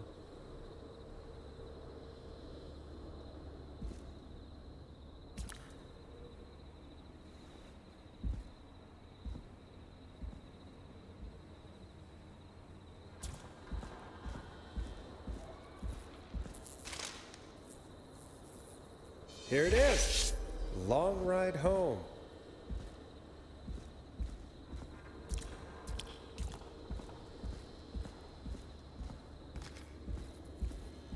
Of course, it locks behind me.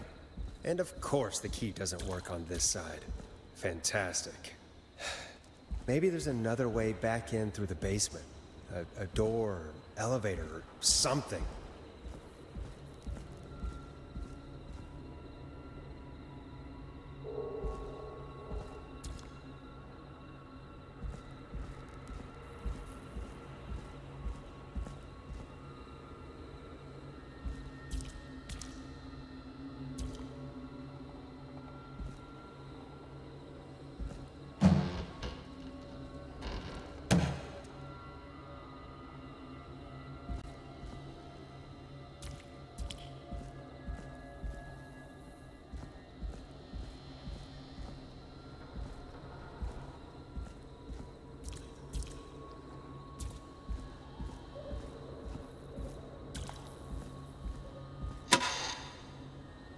Looks like I'm gonna have to hunt around for some new fuses.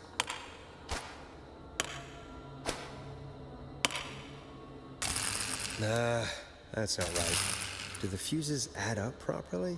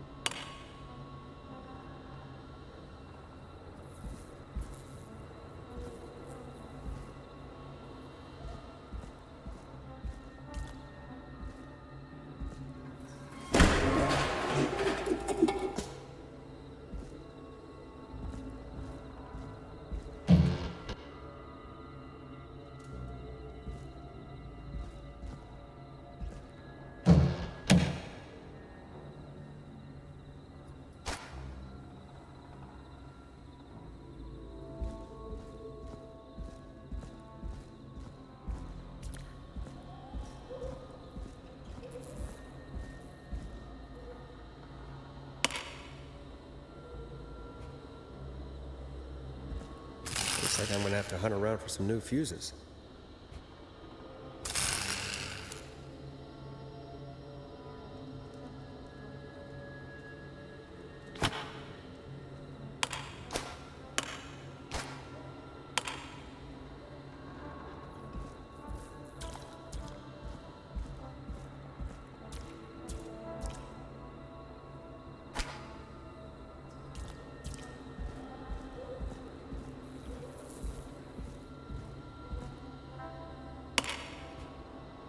Bingo!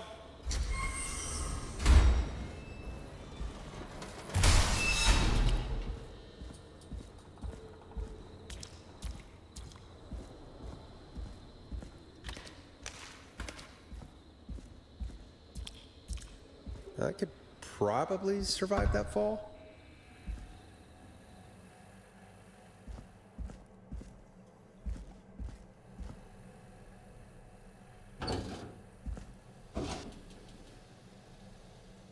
Looks like the janitor's closet. What did Peggy say his name was? Clive?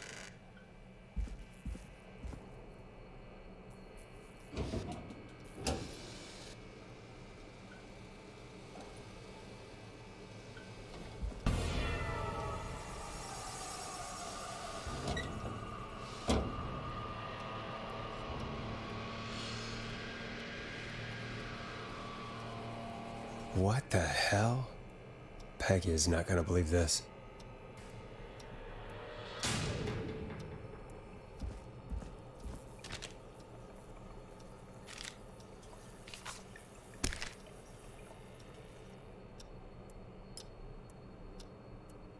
Huh, there's a key. I'll just take that. Might be important.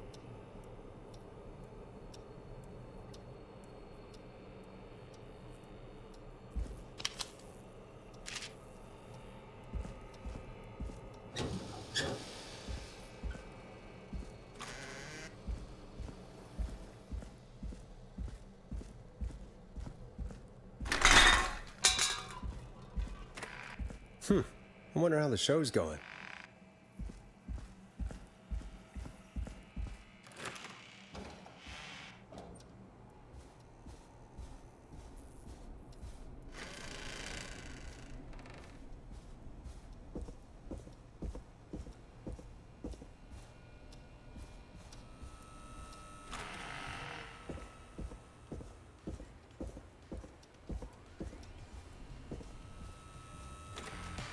Isn't that such a good song, folks? And now for... Jesus, Forrest, you've been gone for ages. I thought something had happened. Something did happen. Clive the janitor might be Clive the murderer. What? I'll start from the beginning. The fire door locked behind me, so...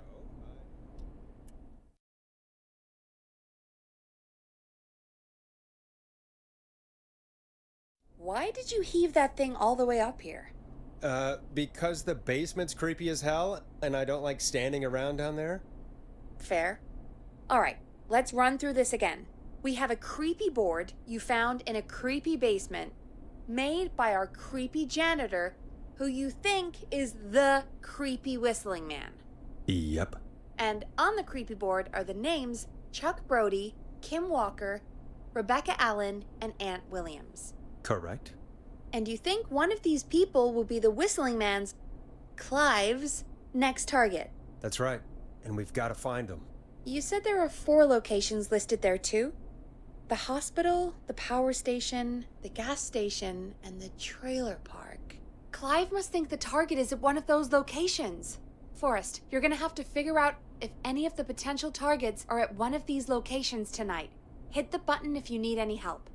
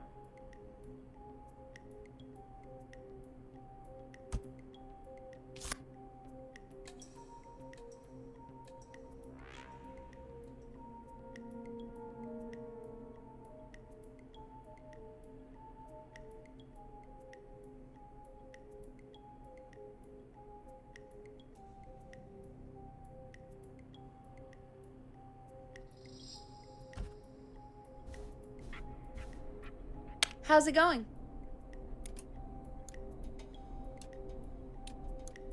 I'm okay, thanks.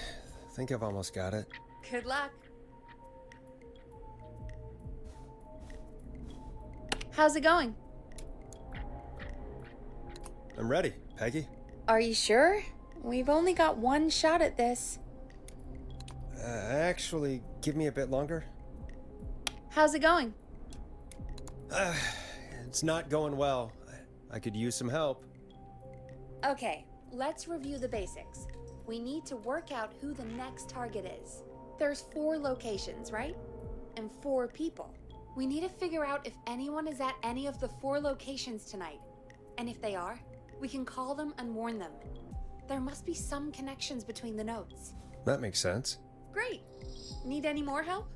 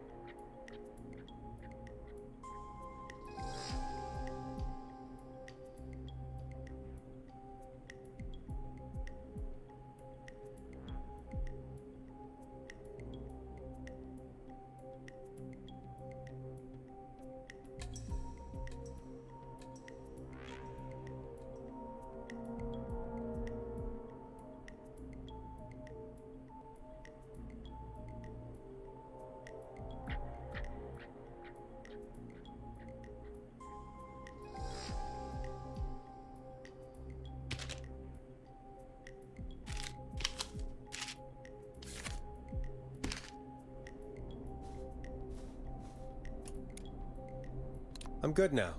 Thanks, Peggy. No problem. How's it going?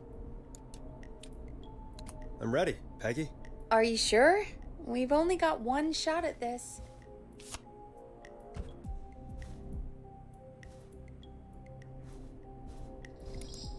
I'm sure. Let's do this. Okay, name first. Who do you think the target is? Chuck Brody. And where will I find them? The gas station. Okay, I'm dialing. One moment.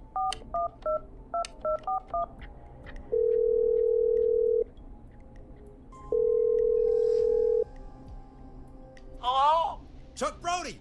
Listen, I know this sounds crazy, but we have reason to believe the Whistling Man is coming for you. You need to get yourself and everyone else out right now. The Whistling Man? Who the hell are you? Who is this? This is Forrest Nash. Listen, the Whistling Man's back. We found a list with your name on it, and... Oh, God. It's today. The year I finally let myself forget. Forget? Forget what? Forget? No, man. I gotta get out of here.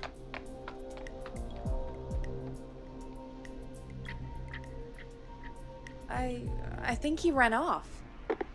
Well, fingers crossed that Chuck...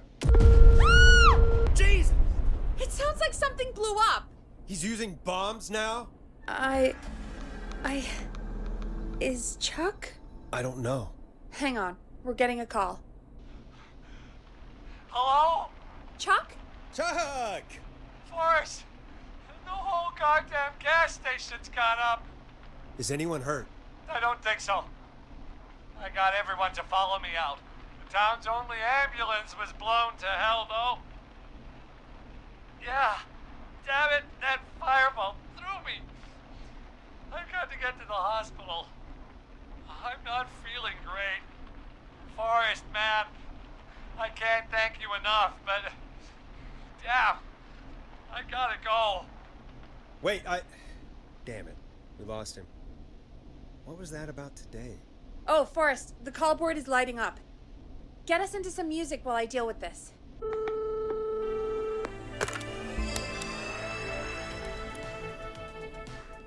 Here's some music while we regroup here on KFAM 189.16, The Stream.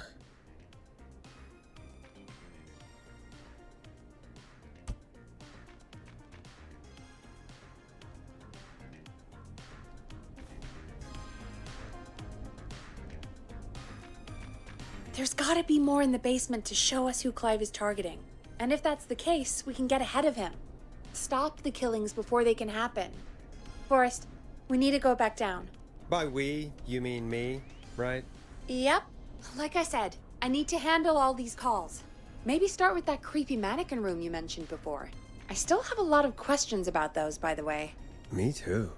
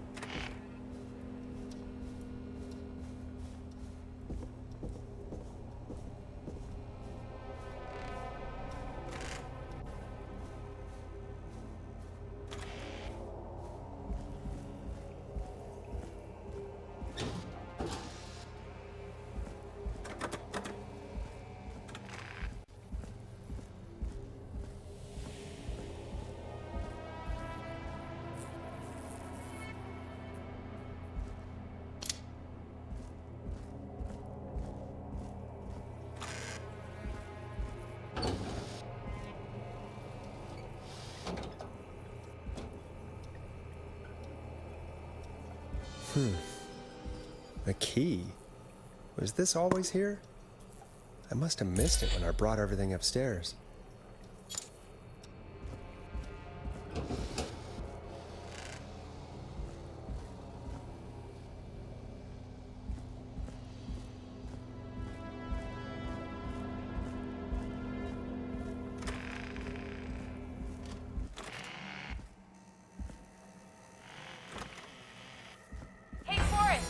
Peggy, give me some warning before yelling down the intercom?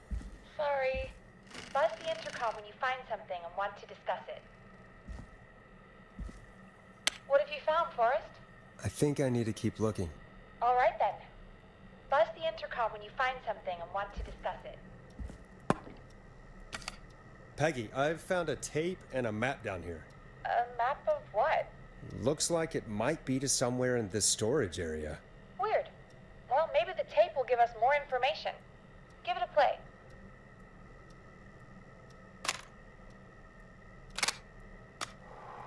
George Barrow, 1968. That's when this all began for me. Follow the maps, find the tapes. I'll be waiting. Wait, George Barrow? We all heard that he drowned after a night out drinking. Was it actually Clive? Has Clive really been the whistling man for that long? He says I need to follow the maps and find the tapes. I guess that's what this map is about. I think we need to see what else is hidden down here. Be careful, Forrest. Keep looking. Buzz the intercom when you found something.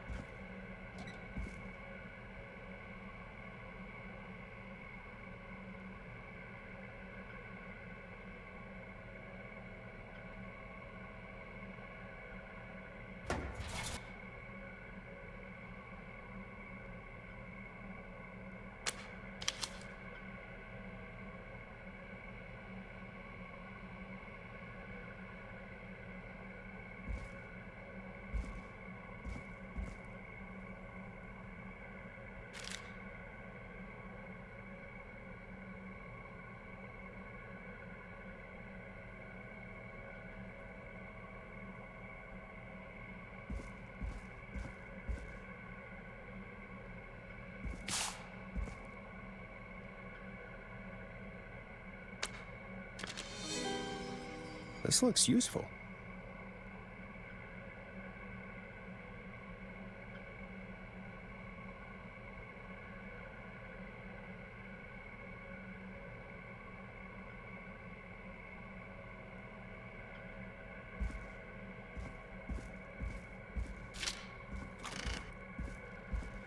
What have you found, Forrest? I found a police report.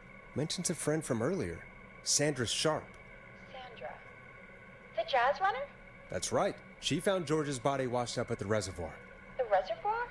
Yeah? What's strange about that? How did it wash up at the reservoir? What do you mean? Reservoirs don't have tides. But that's what the police report said. It's not possible, though. I did a school project on reservoirs and got an A. But, yeah, not important right now. The important thing is that it doesn't make sense. What are you suggesting then? That the body was originally found somewhere other than what the report suggests? That the sheriff tried to cover it up, but accidentally let something slip? Something like that. I think. Well, Sheriff Matthews wrote the report. If he hadn't been eviscerated, we could have asked him. And Sandra didn't make it either. Do you think you found everything, Forrest? I think there's gotta be more down here. I need to find all the tapes. You think so?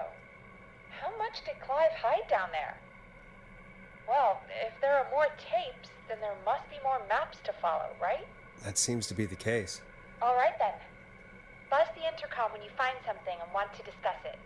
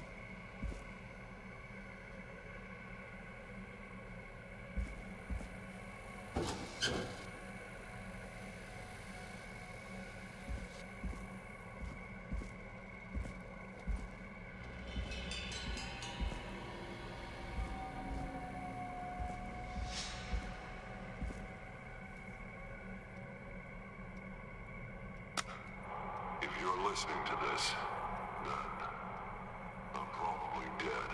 What the? I'm a man who likes to stay informed. I've got subscriptions to newspapers all over the country. A few weeks ago, I noticed headlines cropping up in those papers, one after the other. Each headline about a murder. Each murder, the death of someone I knew almost 20 years ago.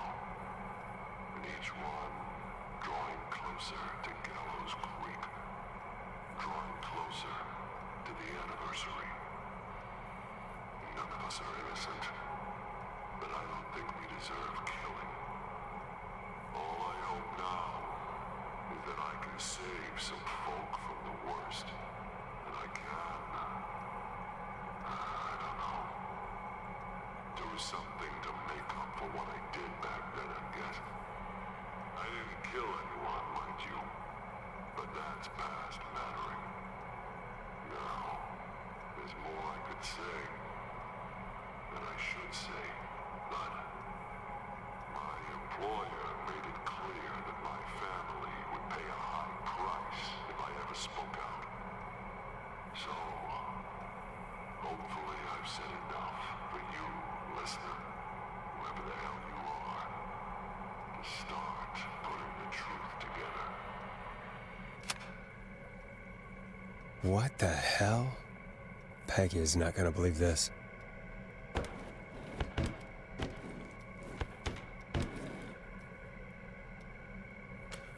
Ooh, a new vinyl for my collection.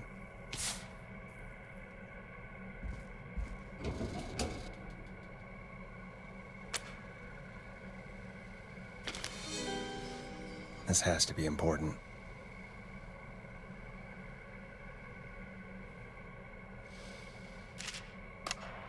It is the coroner's opinion that the subject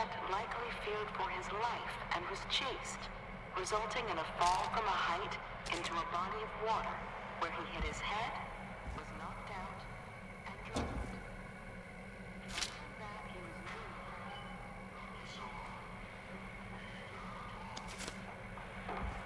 That recording.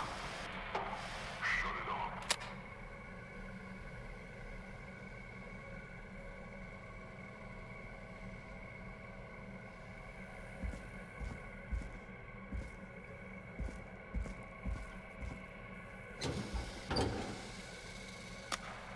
Additionally, there appears to be a post-mortem injury to the arm. It looks like it was trapped in a car door.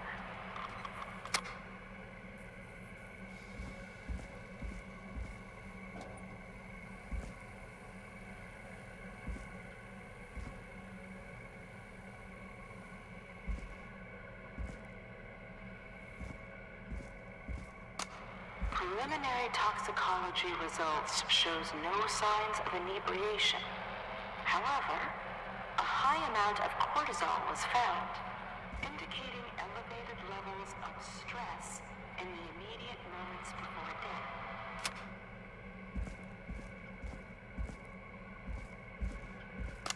Small lacerations to arms, legs, and face, typically obtained by running through foliage. Severe blistering to the feet, as though the deceased had been running without stopping.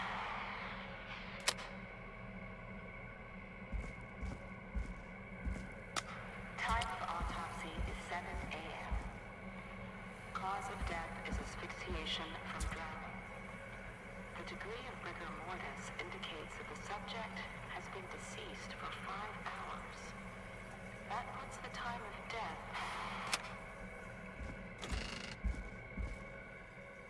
What have you found, Forrest? It's an autopsy tape. Doesn't say for who, but I think it must be for George. Poor George. He was so young. Something's bugging me, Peggy. What do you mean? I swear I recognize the voice of the woman talking on the tape. I just can't place it. Seriously? Do you think you've met her before? I don't know. I mean, I just got here recently. I don't know. Found another tape. It talks more about how George died. What did it say? It sounds like he was running for his life. Sprinting through trees and bushes, getting cut up all over. What would drive someone to do that? I'm not sure yet. There's also a tape about a toxicology report. There were no signs of drinking or that he was on anything. What? But everyone said he went swimming drunk and drowned. It was in the newspaper and everything. I found a written autopsy report. What does it say? According to that, it's just like you said at the start. George drowned after getting drunk. Said he liked to fight, too. But that contradicts the tape. I know. And I think I know why. There's a note with the report that says, "I'm sorry I made you do this, Virginia." If it was on the autopsy report, then Virginia must be our coroner. Wait, the caller from earlier, when we had to call the takeout restaurants, wasn't her name Virginia? If only she had made it. Then we might have learned more about what's going on. It's okay. We did what we could. The takeout idea was a long shot as it was. I found a tape that introduces a new detail to the story. Post-mortem injury. Apparently, his arm got caught in a car door. A car door? Yeah, after he died. How do you suppose they can tell? How can they tell? I'm a radio producer, not a coroner. The written report I found doesn't mention it at all. How did his arm get trapped in a car door after he died? Unless he got it when the police collected his body, I guess someone else must have moved him after he was dead to where he was eventually found. But the report, what is going on here? In another tape, the coroner comes to the same conclusion as I did. George was running from something. Maybe an animal? Maybe, but then there's this next bit where the coroner thinks he was moved post-death. So she agrees with us. At the end of the tape, someone burst in and demanded Virginia stop recording. I I think it was Clive. This is starting to make sense now. This is a conspiracy to cover up what happened to George. I think I found Clive's last recording. I think Clive might be gone. Gone? I found a confession. Not for any killings, but for playing a part and covering up George's death. He left this behind in case he died. He hoped someone would find it. Do you think the Whistling Man already got him? Possibly. We've had a lot of callers tonight, but maybe not every victim made it to the phone, you know? We don't know how many there really are. Christ, Forrest, that's dark. I know, but Clive said he had read about other murders in other towns, and that the murders were all folks who knew about the incident. And the killings were getting closer to Gallows Creek. He said he wanted to do something good for once. The board in his office. He wasn't tracking people down to kill them. He was tracking them down to save them. Ugh, why didn't he just come out with all of this? He said his employer threatened his family if he spoke out about any of it. His employer? The one who orchestrated the cover-up? Oh, Clive. I'm sorry for thinking you'd killed all those people. Do you think you found everything? I think so. Forrest, what's going on here? Someone wanted that boy's death to seem like an accident. And they hired Clive to make it look that way. Come back upstairs when you're ready. We need to figure out our next step.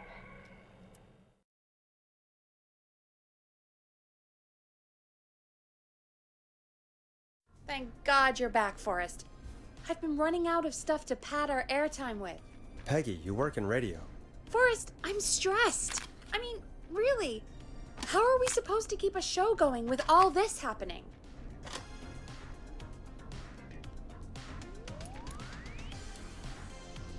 This is our job, Peggy. We gotta do it. You're right. So, what's the plan now? If only Sandra had made it. We could have talked to her, too. I'm sorry we didn't save her. It's not your fault. Looks like we've got a call coming in. Welcome to 189.16 The Scream, with me, your host, Forrest Nash. Hi, Forrest. I know this is really out of the blue with everything happening tonight, but I wondered if you could send a special birthday message to my uncle. You know what? I'd welcome a change of pace. I'd be glad to. Thank you, Forrest. He's my Uncle Ronnie. His first name's Peter, but he never liked his name. But since he always had salt and pepper hair, even as a kid, can you believe it? Folks always called him Pepper. Thanks for the history lesson. Is there anything besides happy birthday you would like to say to Mr. Pepper? Oh my God damn it! Yes! Tell him he can get the best birthday deals and party packages here at Putney's Pizza. Starting at You son of a bitch! Stop calling us! Sorry, Forrest. Let's just move on. We've already got another caller on the line. This is 189.16 The Scream. I'm Forrest Nash. You're on the air, caller.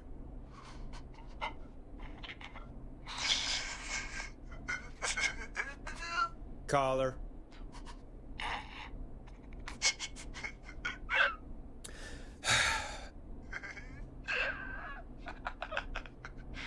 Ponty. Ponty's Pizza always delivers. Come rain or sleet or whistling man, we'll be there.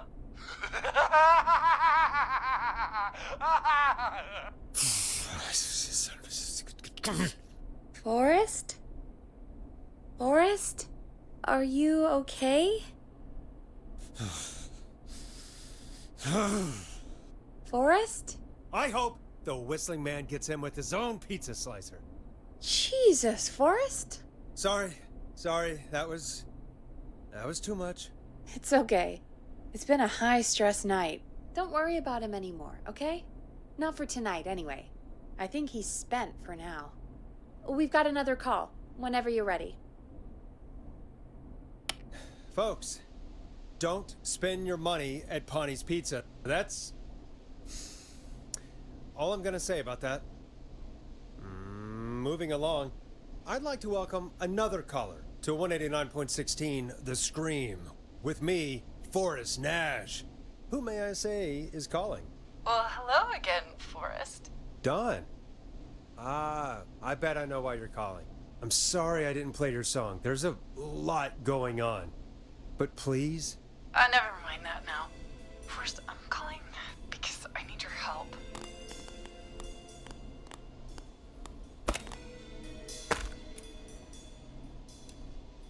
Are you in danger? I sure am. Do you mean Yes, he's after me now. you? I think so. He must have heard me on the radio helping you. Helping? You didn't exactly help. Maybe I've been helping more than you know. I was out following a lead, trying to work out who would be next, after Chuck. And what happened? And I started to feel like I was being followed. I came back to my apartment building, but this newfangled security system has me locked out. I need you to help me get inside. Can a neighbor let you in? I only moved in last week. I don't know anybody yet. There's not even a buzzer here, only the keypad for the entry code. I need that code to get inside. Which apartment block do you live in? Maybe one of our listeners lives there too. It's the new Woodside apartment building between the town hall and the trailer park, but I doubt any of your listeners live there. I don't have many neighbors. Sounds like a prime piece of real estate. The sound really carries at night. Shit.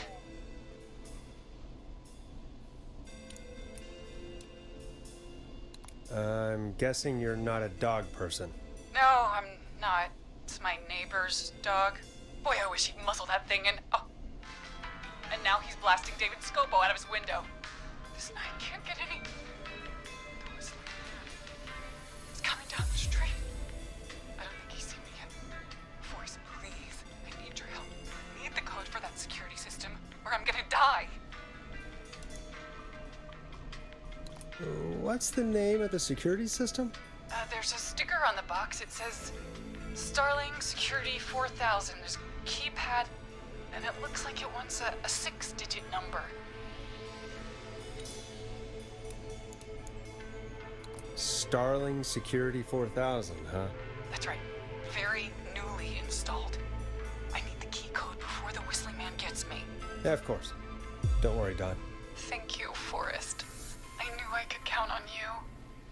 I'll sit out of sight. Call me back soon. All right, folks. Here's a little tune for you all to enjoy while I try to break Dawn into her apartment. You were pretty quiet there, Peggy. Forrest, was it just me, or was there something...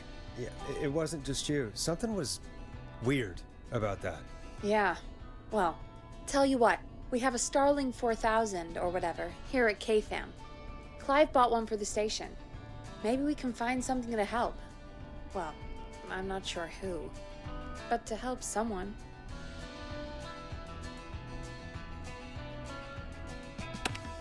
Okay, so she's locked out of the Woodside Apartments, and somewhere, Clive probably has the papers for the Starling 4000.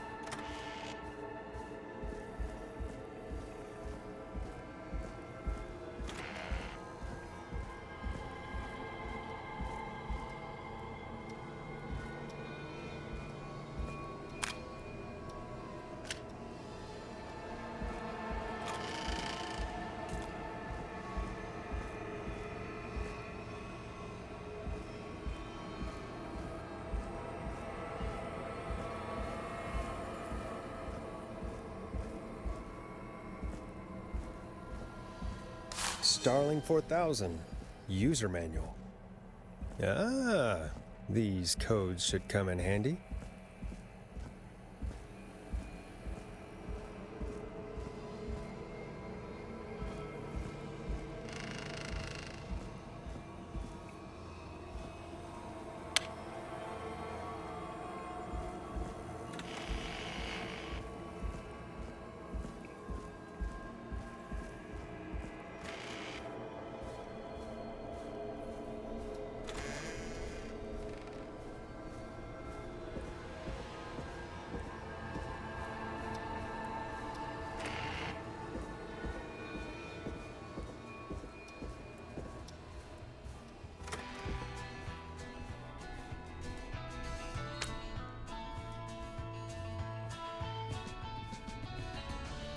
Welcome back, Forrest.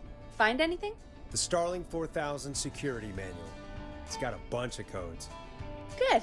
And did you find anything else? Nothing except the manual. All right. Well, I'll get Dom back on the line then, Forrest. I'll let you take it from here. Thanks, Peggy. When you're ready, shut the music off. Line 1, whenever you're ready. Don, are you there? This is Forrest Nash from 189.16, The Scream. Oh, thank God you're back.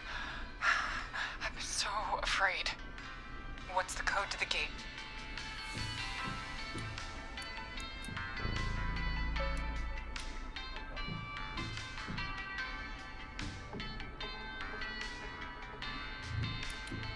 The code is 715914. Thank you, Forrest.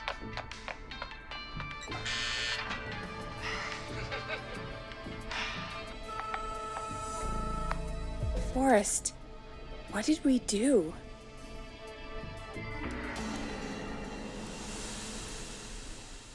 Whoops. Maybe that wasn't. Forrest, there's another call coming in. Evening, caller. You're live on... Forrest! The psycho's somewhere in the roller rink, dude. I just saw a shadow. Goddamn, how do you even get in? You've gotta help me, man. Forrest. Maxie, no! Come back. I can't find my rifle, man. I don't want to hurt anybody, but I can't let anything happen to... Maxie! Maxie! Maxie! He didn't do anything wrong!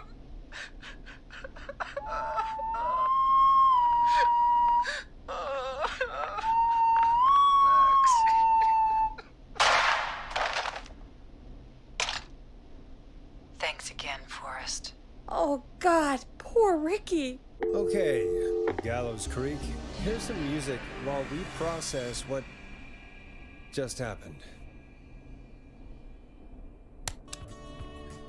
So, the whistling man is a woman?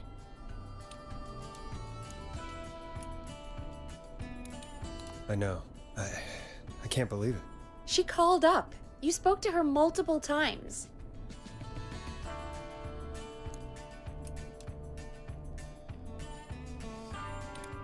Yeah, she seemed pretty normal. Why do you think she requested that song? To get me outside? Maybe, but how? She didn't know the song was outside to start with. That's right. She never actually attacked me out there. So? What now? I guess I should make an announcement. We do have new info. Okay, kill the music and you can make the announcement. Okay, you're live in 3, 2...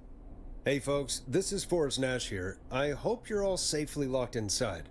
For those of you listening to that last call, you might be wondering what to make of it all. Here's our take. We now believe the killer is actually a woman. One who might manipulate you into letting her in before she attacks you.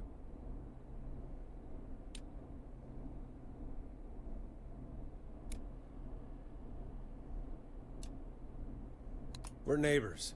Look out for each other and stay safe. The killer was calling themselves Dawn. This could be a fake name. If anyone needs help or you have info on the killer, please call in. You folks have my new number, right? It's 911. Hopefully, our next caller can help shed some light on our killer. Hey, we had a call come in. Okay, folks, time to take a call. You're through to Forrest Nash on 189.16, The Scream. Hey, man. Murphy?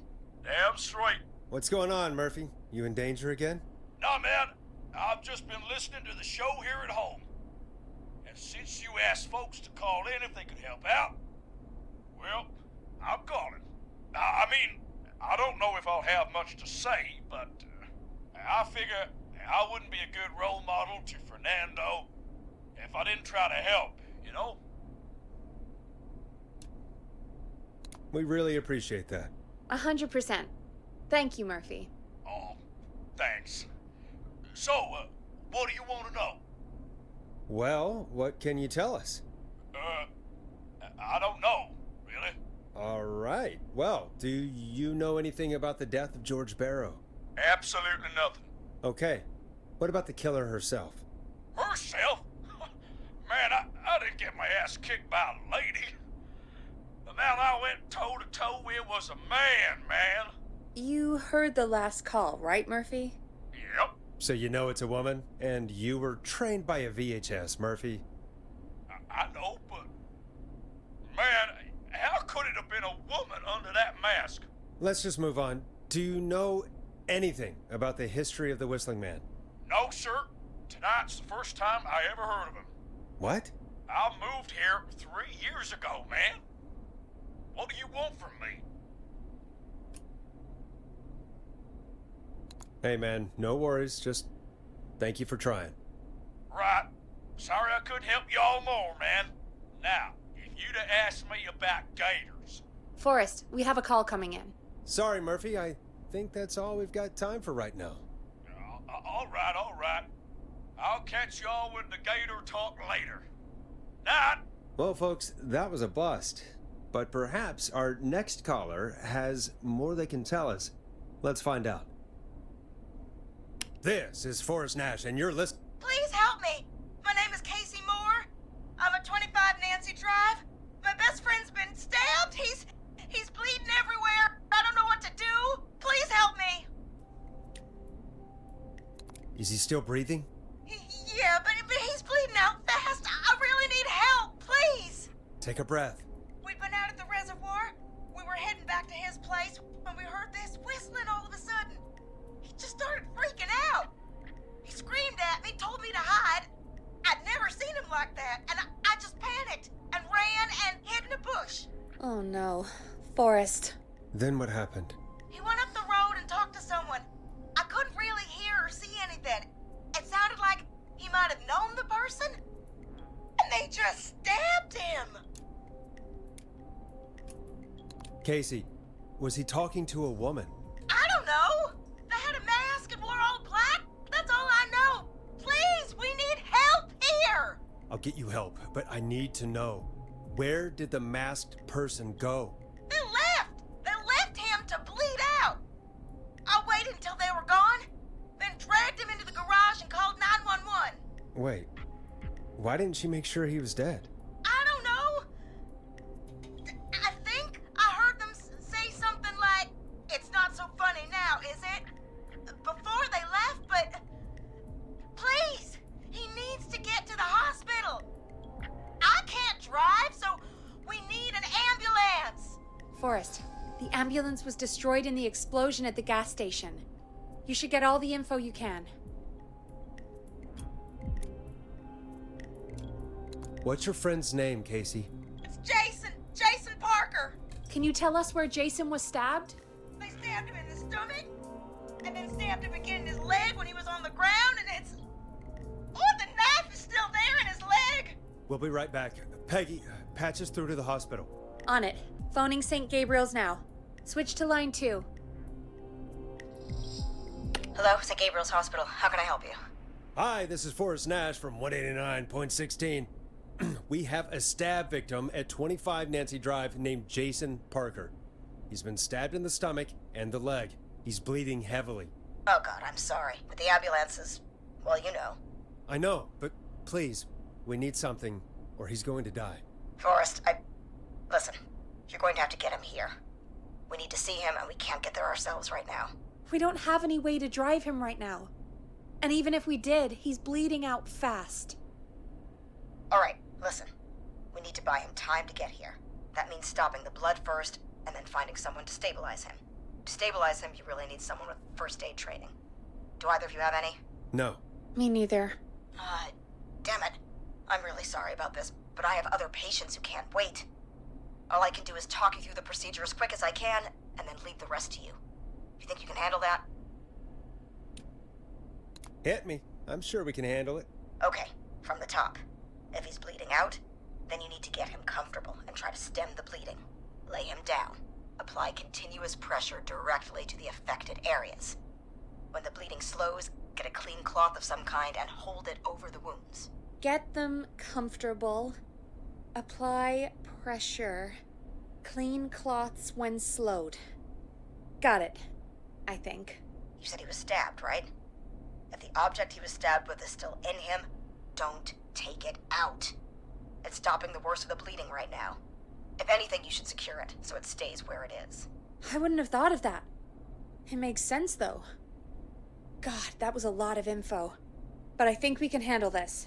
Glad you got it so far, because there's more to go. I'm still with you, Doc. What else do we need to know?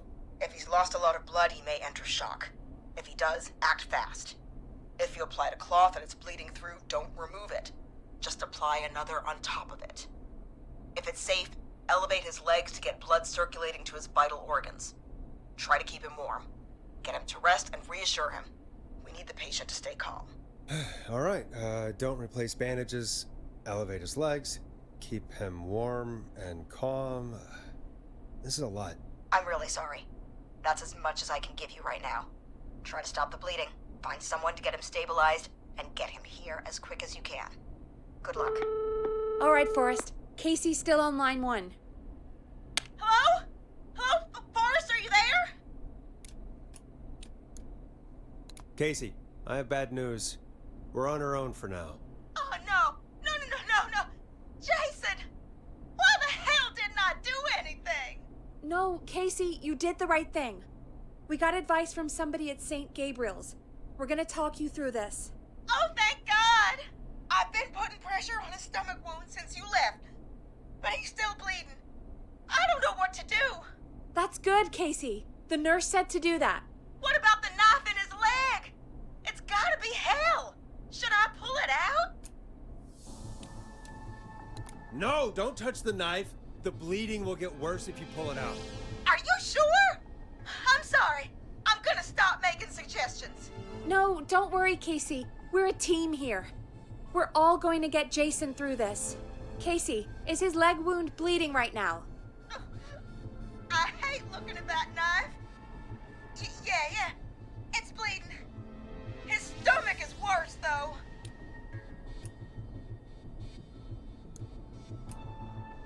I think we need to secure the knife so it doesn't move around. Do you have anything you can tie around it? Yeah. There's some laundry piled up on top of the dryer, some cloths on the hood of the car, and what else? I guess I've got my jacket.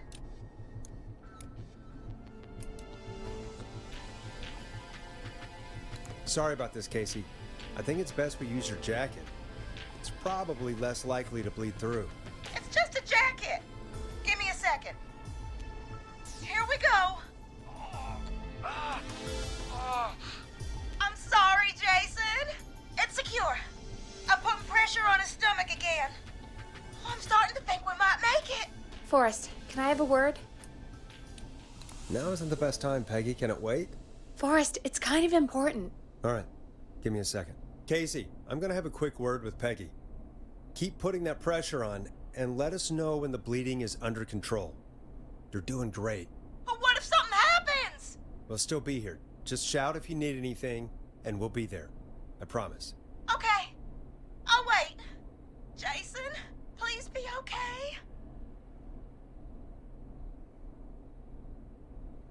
What's up, Peggy? We can't stay on the line with her all night. Dawn is still out there. What if other people need us? You're right. She's probably on her way to her next target right now. Exactly. And you heard the nurse. We need someone there with training who can stabilize him. He's got to get to the hospital somehow. Any suggestions, Peggy? I might.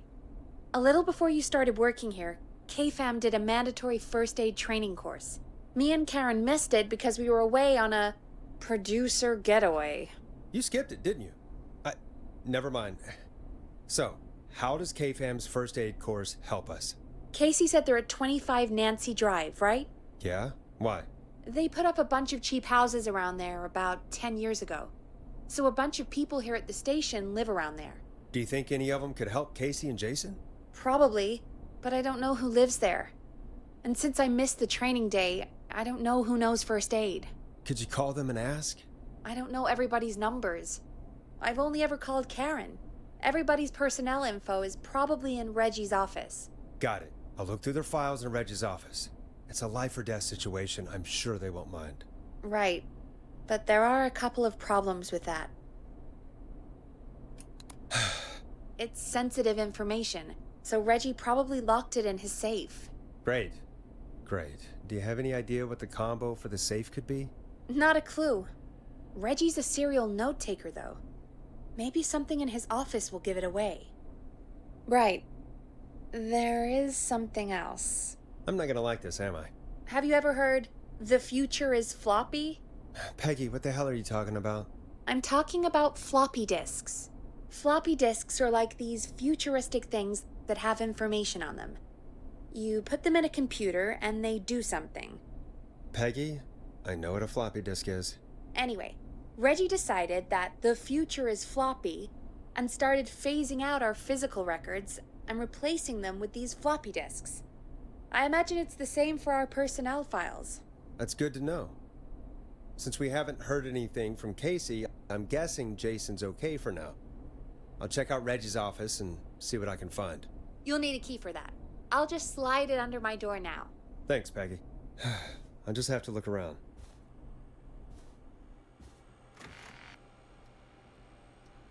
Good. I'll patch my mic down to the office, so you'll hear me over the intercom.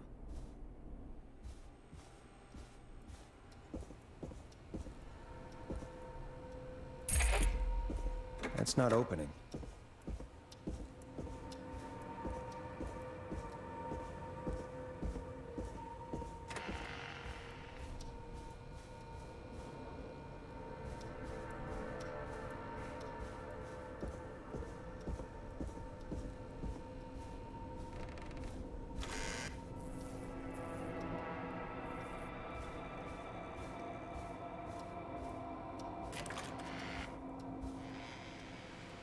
Looks like I need a 4-digit code.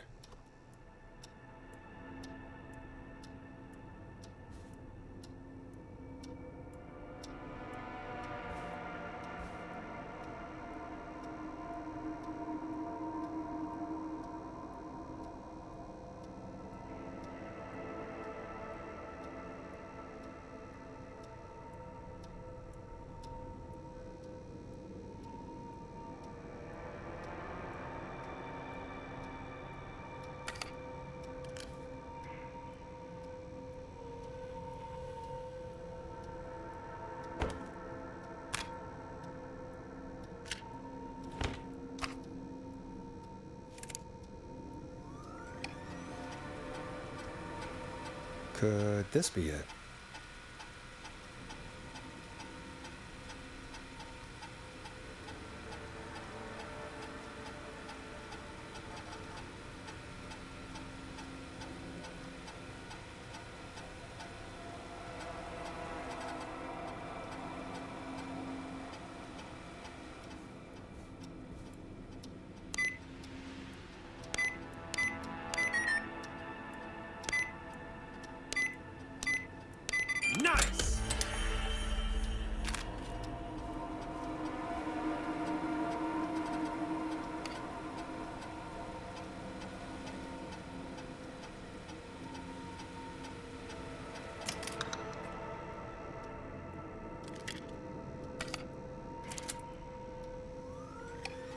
Get a load of this, Peggy. Apparently, I'm a lone wolf type. Forrest, what are you doing? We don't have time for this. We have a man literally dying on the line, and you're more interested in you. You're right, I'm sorry. I need to focus on possible candidates. I can read the rest of this later.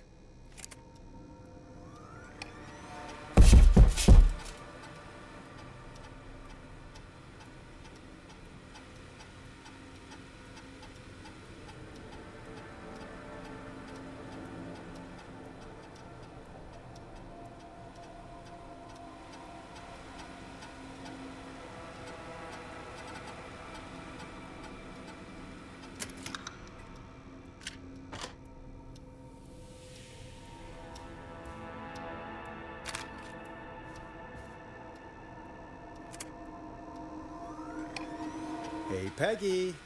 I think Reggie's on to you and Karen. Maybe don't bring those little drink umbrellas into work for a while. What? Why are you reading my file? You need to find someone who can help Casey. We already know I can't. Don't waste time. You're right. I'm sorry. I need to focus on possible candidates. I really shouldn't have read both. We're in a hurry.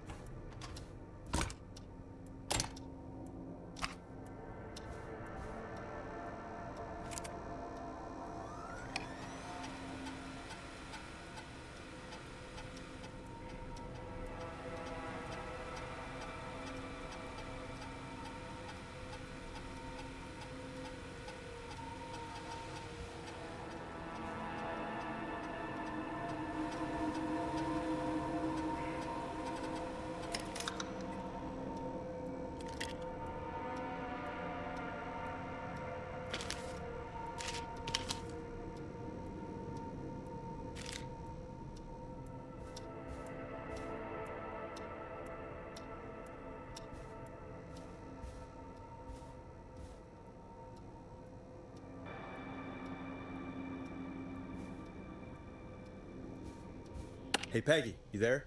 Yeah, I'm here. Did you find what we need? I think I know who our best bet is to help Casey and Jason. All right, good work. Who should I... Hello? Is anybody there? Please pick up. Casey, I'm here. What's wrong? Jason started going pale. I tried to get him to rest, but he just threw up everywhere. What's happening? What do I do?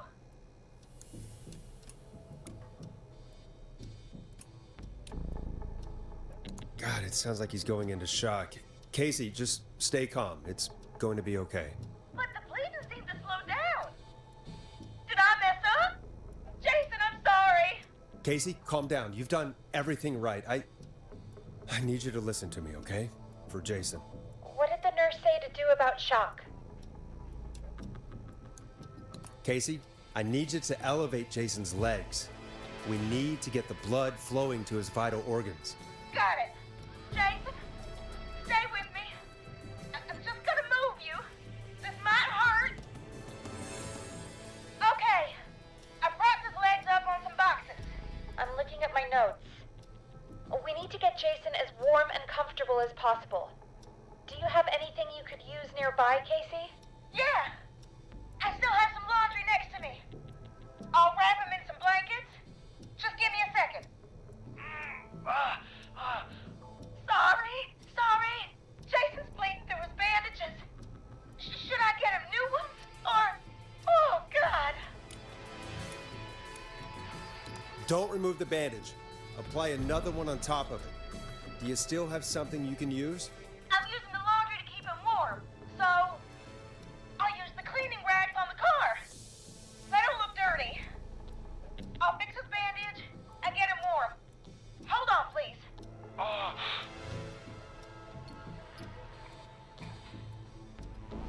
Sorry.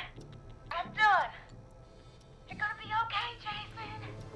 Just relax now, okay? Forrest, I'm scared.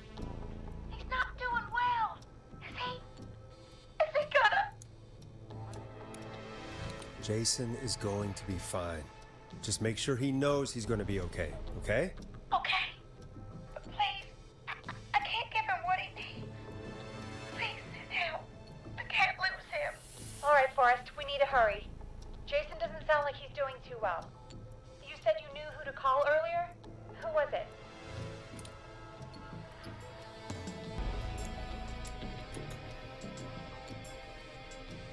We need to call John Hedges. He lives on Nancy Drive. He didn't really participate in the first aid training, but he's a former war medic. He's probably the most trained person we have. Really? I never really spoke to him before. A war medic, huh? Yeah, and according to Reggie's notes, John keeps all of his old equipment at his house. He's something of a hoarder. All right. What's his number? 5420735. Calling now. Let's hope he picks. Who the hell is this calling me at? What time is it? John, it's Forrest Nash here at KFAM. We have an emergency and we need your help. Forrest, if this is a work emergency, then it can wait until the goddamn morning. Just leave me a note like everybody else. John, no, this is a medical emergency. A man has been stabbed by the Whistling Man, or never mind. He's badly hurt and he's going to die unless we get someone to him now. The Whistling Man? What kind of joke is this? John, we're not kidding. A man is gonna die if we don't help him right now. Seriously? I haven't been called on for over 10 years. Where's the patient? What's his condition? He's at 25 Nancy Drive. I think we got his friend to stem the bleeding, but he's gone into shock. He's passed out right now. You say he was stabbed? Do you know the extent of his injuries? From what we were told, he has 2 major stab wounds. One to the stomach and one to the leg. The knife is still in his leg, and the stomach wound is open. Understood. Let me grab a few supplies and I'll head right over.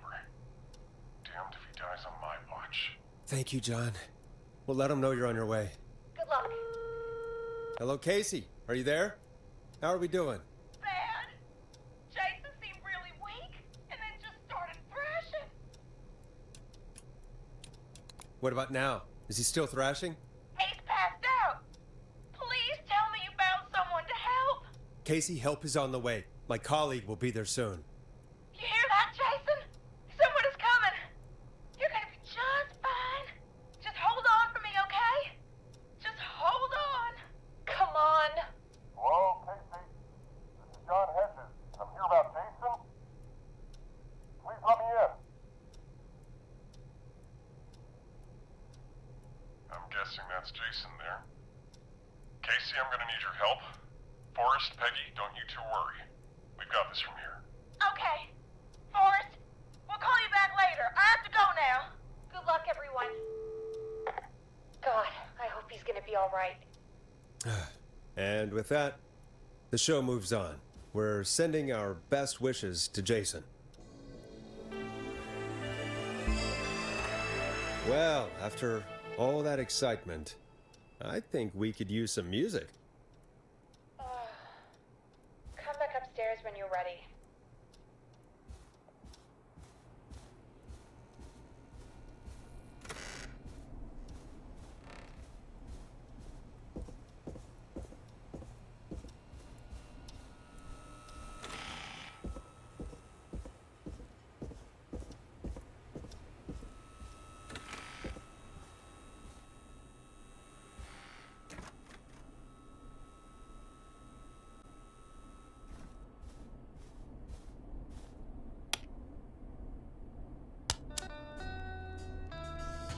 A classic back by popular demand. This is Long Ride Home by the Barn Finds. It's getting pretty late. This might be your last break for the night, so try to enjoy it. Give me a buzz when you want to go back on air. Let's roll. You got it.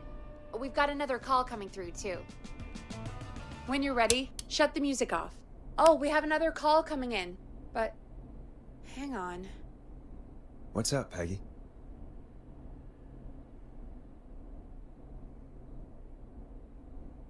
Peggy?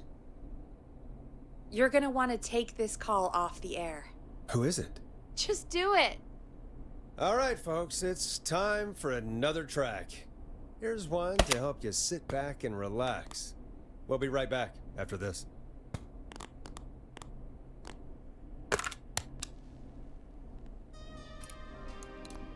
I hope this is good news, Peggy. Who have we got? Find out for yourself on line 1. Hello? Forrest, I'm glad I got back through to you. Sounds like it's been a busy night, huh? Surprise! It's Leslie, our 911 operator, leading the charge from Henderson to come save us. It's so good to hear from you. Are you okay?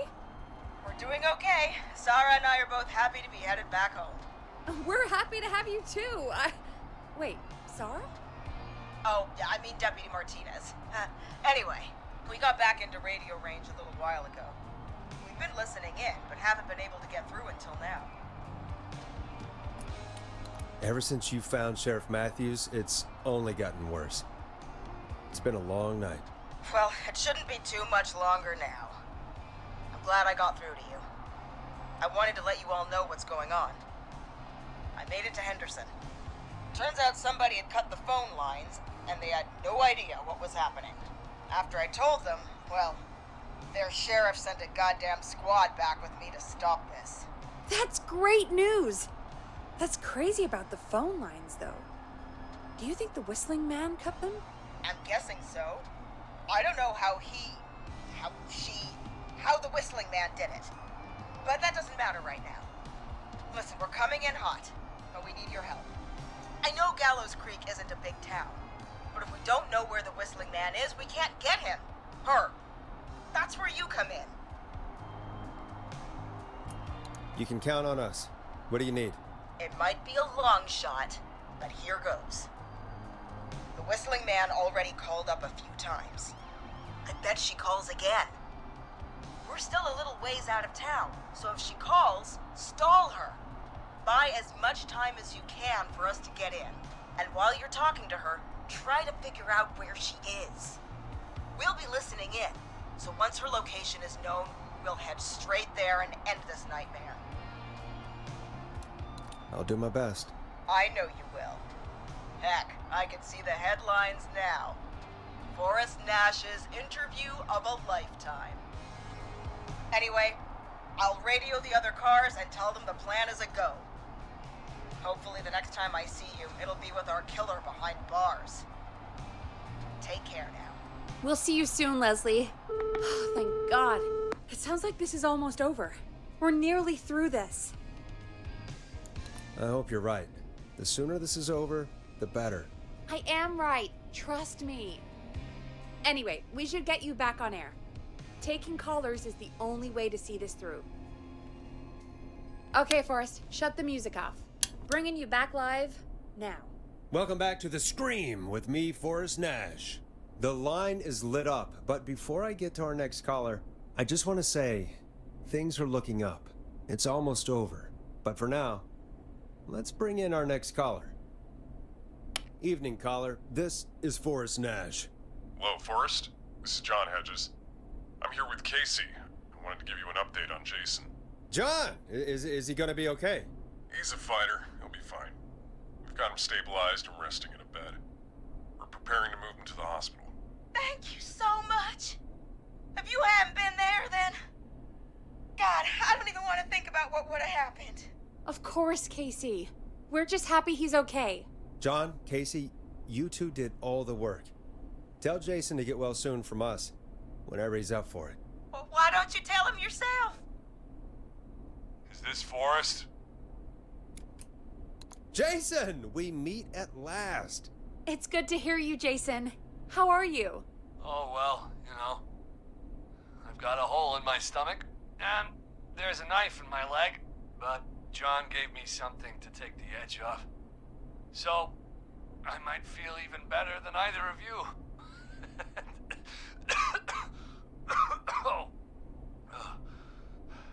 Take it easy until you get to St. Gabriel's. I will. But, before that, I needed to call you. I'm guessing the Whistling Man is still out there? Yep. As far as we know, anyway. I was worried you'd say that. God damn it. Actually, I'm glad you called.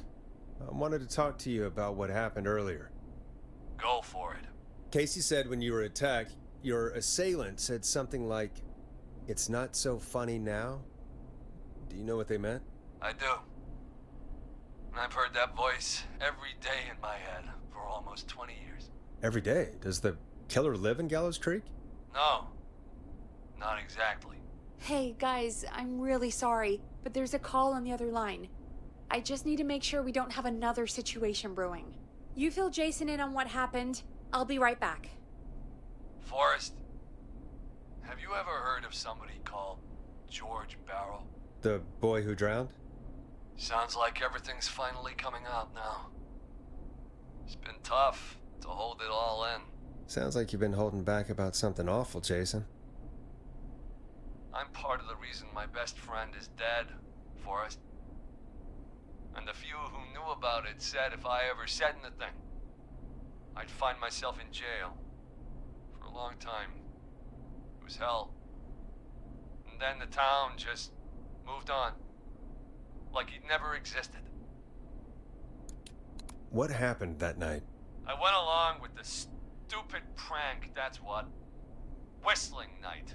Some of the guys on the football team had an idea for a way we could haze the newcomers. We decided to plan a party in the woods and have the Whistling Man crash it. It was stupid. We each had a role. I was the stabbed friend. At the party that night, I left the group for a second, met our Whistling Man, pretended to get stabbed in front of everyone. Started an almighty panic. Those screams. That was the last time I saw or heard George alive. How did George die, Jason?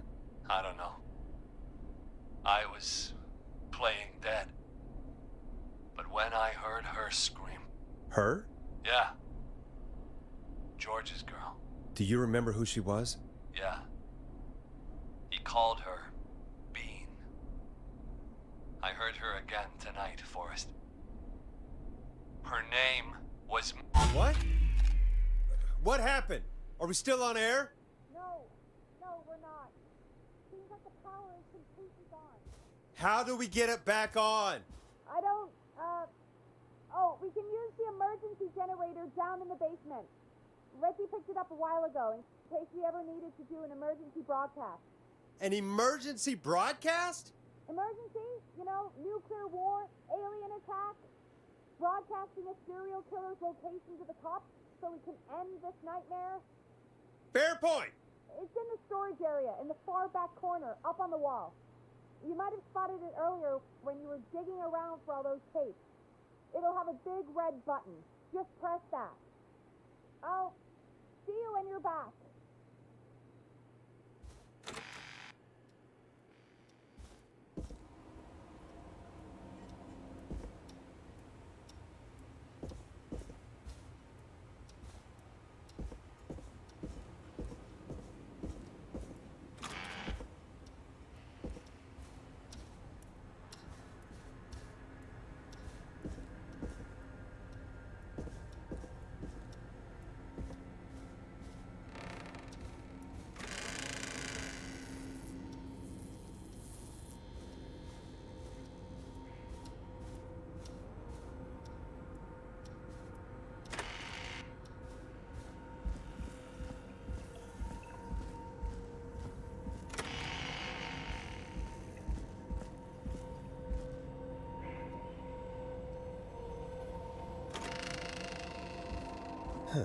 Far back corner. Why is this station so big?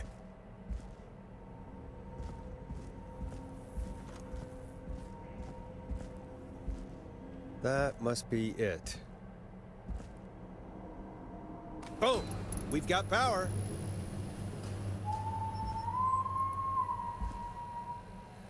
The Whistling Man. I need to warn Peggy.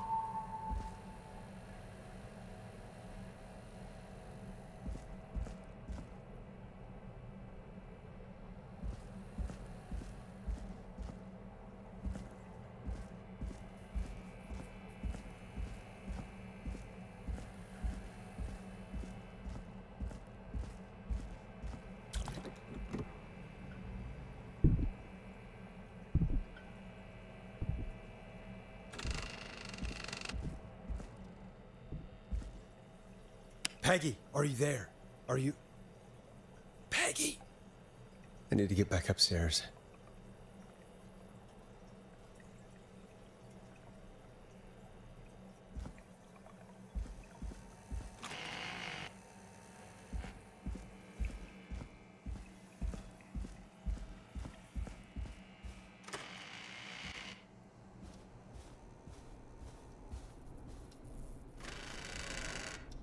What the hell?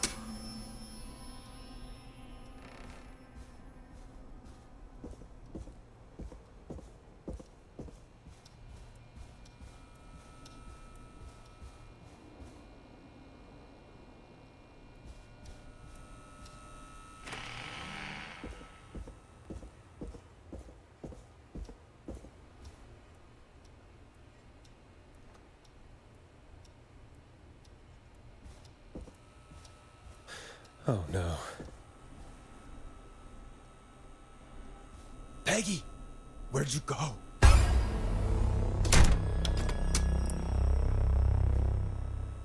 No way. This can't be happening.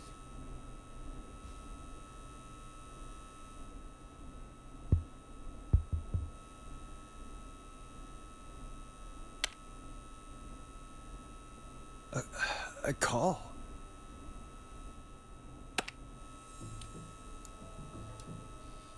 Where's Peggy, Don? Have some patience, Forrest. It's almost the end of the night. Almost the end of the show. But it's not over just yet. Got a little time still. So let's make the most of it. What do you mean? Make the most of it how? Well, Huh? I thought we'd end tonight's Whistling Man special with a special guest. The one who started it all. Let me take that out of your mouth and... You crazy bitch! Let me go! Welcome to the air, Mr. Teddy Gallows Jr. Wait. It's all gonna come out tonight, Teddy. Your daddy and his money saved you 20 years ago. But even if you crawled out of his coffin with all the money in the world... Wait, where the hell is Teddy? How are you talking to him if you're here with me? Because I'm not there with you, Forrest. I'm here with Teddy. And if he says where that is, well, he knows he'll get it. Wait, then... Who am I looking at? Forrest Nash, let me introduce you and all of Gallows Creek to my boy, Henry Barrow. Your son? You mean you... Wait, that he... Yes, Forrest. He and I had a son. So there were two Whistling Men tonight.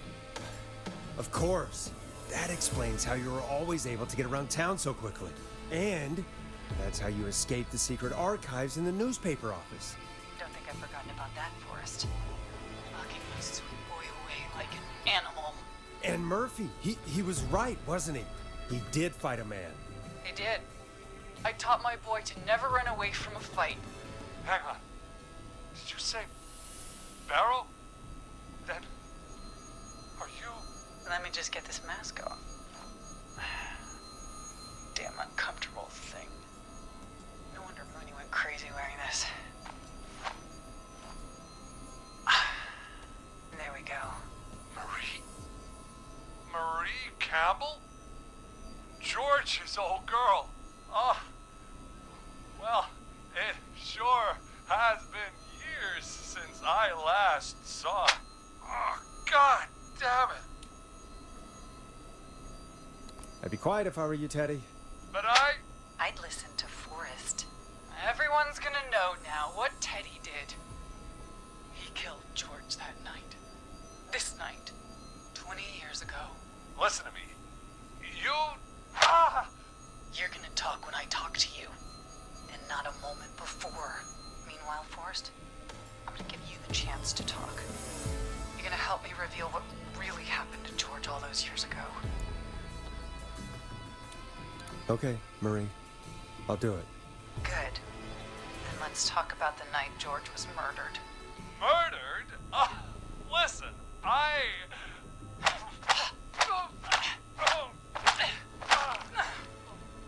said you speak when you're spoken to. Now, I know you've done some good work tonight in piecing together what happened to George 20 years ago, and that's why I want you to interview us. Interview you? All right, I can do that. Thank you. I want you to help me and Teddy tell the story, Forrest. Do a good job. And hell, you might be the only one to leave here alive.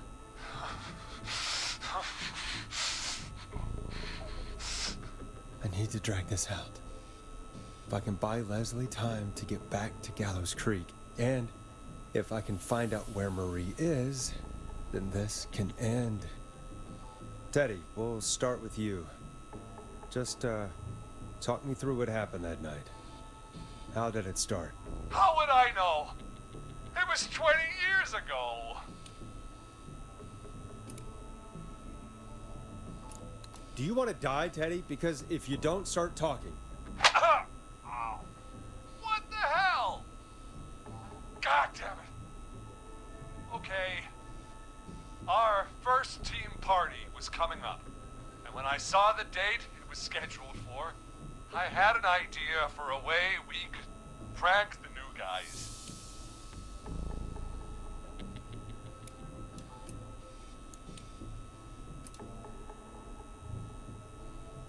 What made that night special?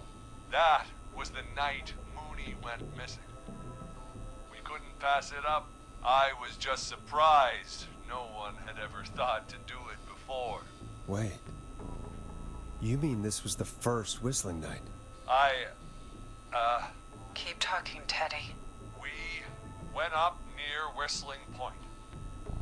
God, who was there? Me, Jason, and George, of course. But George didn't come alone. He brought Marie. About midway through the night, we put the prank into action. We looked up at the trees and saw Jason there, bloody, like he'd just been stabbed. And the whistling man, screaming. George and I and Ricky, we got left behind. Wait.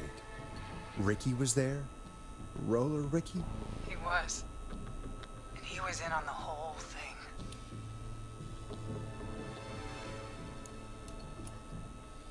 How did you know that Ricky was in on it? Teddy and Ricky were as close as anybody. I can't believe for a second that Ricky didn't know the plan. I never told... Damn it! If Ricky had told us, if he just told us, he and George would both be alive still. Well, if Ricky weren't dead, we could have heard his side of the story. It was just a stupid prank. How can you still say it was just a prank? Oh, come on! God damn it! You made George think Jason had been murdered. He thought his best friend was dead. And so tonight you stabbed him for real? It's the role he wanted to play. Jason's still alive, Marie. He was with a friend. We talked her through how to stop the bleeding and got him professional help just in time. Oh. Well, shame he didn't have the good sense to die earlier. He's gonna regret that. Enough about him. Me and George took off running, but somehow we got separated in the woods. I ended up near the bottom of Whistling Point, and when I noticed George wasn't with me, I panicked. And then, I don't know how he snuck up on me, but the whistling man grabs me. I scream, and he starts laughing, telling me it's just a joke. I could stall for time here.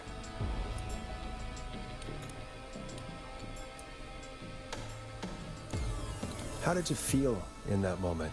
I felt like nothing was real. I felt small and confused, and Tell me what happened next. I suddenly recognized. It was Chuck.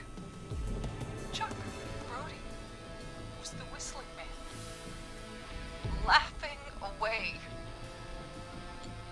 But then he stops. And he's looking up at the top of Whistling Point. What was he looking at? Teddy, what happened next? Nothing. I mean, it was just... Teddy?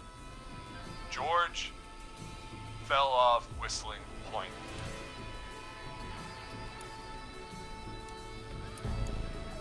Where were you when it happened?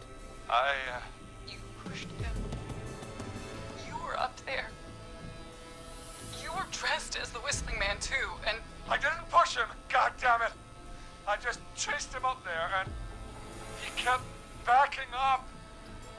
When I saw he was about to go over, I reached out. That's what you saw. You liar! It's not my fault. He didn't know it was a joke. If he'd had any brains, he would have realized. Ugh. You bitch. No one's going to believe this. After all you did.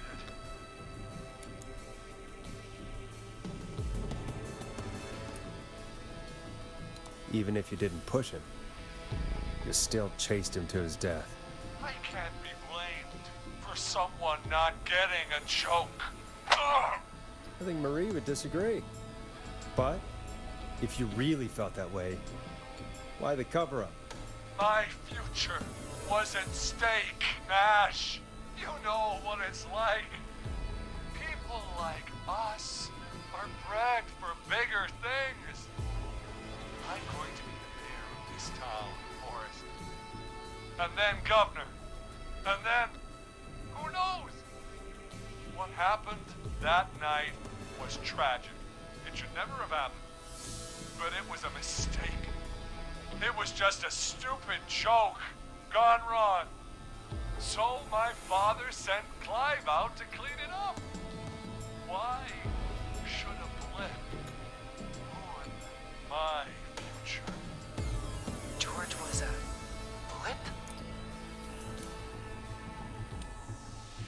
That's an evil thing to say, Teddy.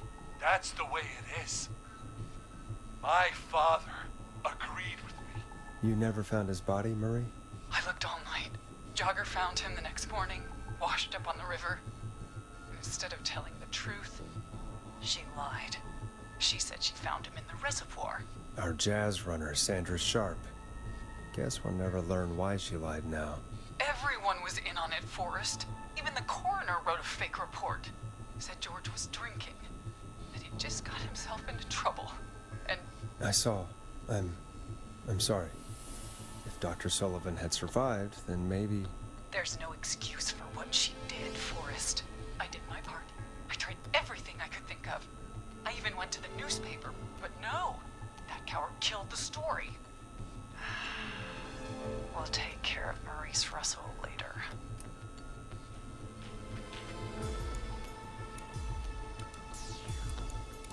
You've been through hell, Marie. I'm sorry. You've got no idea. Never should have started. He shouldn't have pushed my George off the cliff. He should have been punished. It's coming to a stop. At least for now. Here, where George and I first met, before he joined the football team. When right after he shot the winning throw. Wait a sec.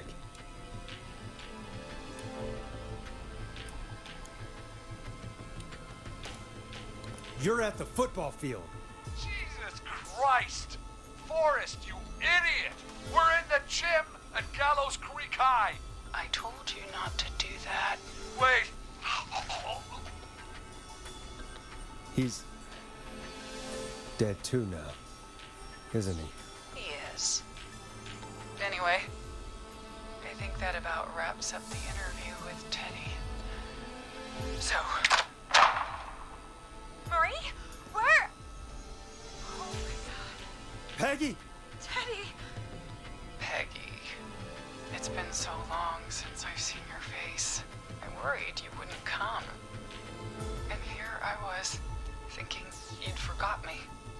I'd never forget my own sister. Will someone please explain to me what's happening? Wanna explain, Peggy? Earlier, while you were speaking to Jason, I got a call. Do you remember? Well, it was from Dawn. She said that my sister Marie was there that night George died, and that I should come to the gym for a reunion. And when you walked in, you found out. That my sister is the Whistling Man. Good to see you too, Peggy. Why didn't you tell me any of this? She said that it was my last chance to see my sister. I knew if I told you, you'd try to stop me or come with me when we need you on the radio. And I just... You should have said something. You should have told me. I know, okay? I should have. But I didn't imagine this situation then, so just... What happened to you, Marie? You just disappeared one day. Disappeared? I was thrown out, Peggy. I begged Mom and Dad to do something about what happened that night, but did they care? No, they told me to stay quiet. They only cared when they learned I'd been with George, and Marie, I'm so sorry. I never knew. It's not your fault. Really, it's Mom and Dad I should be seeing right now. But since they're dead and gone, well, I'll have to settle for the next best thing.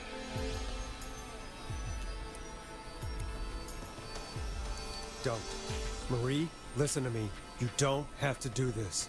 Someone has to pay for what they did. Marie, please. Mom and Dad are gone, Peggy. Besides, you forgot me. Just like the rest. You forgot. Is there any way I can prove Peggy didn't forget Marie?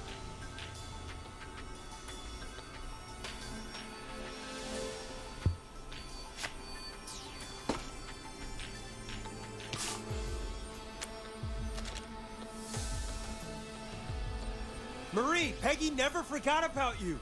Keep your mouth shut. She kept a card from you. She kept it here on her desk. What card?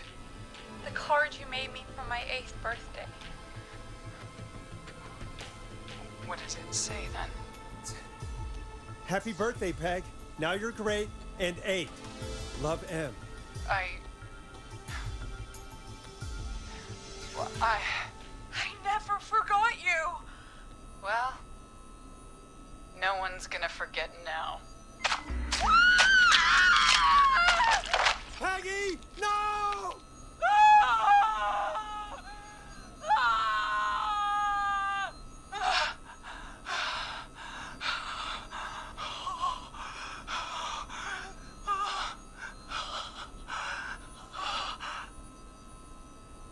Henry, kill him.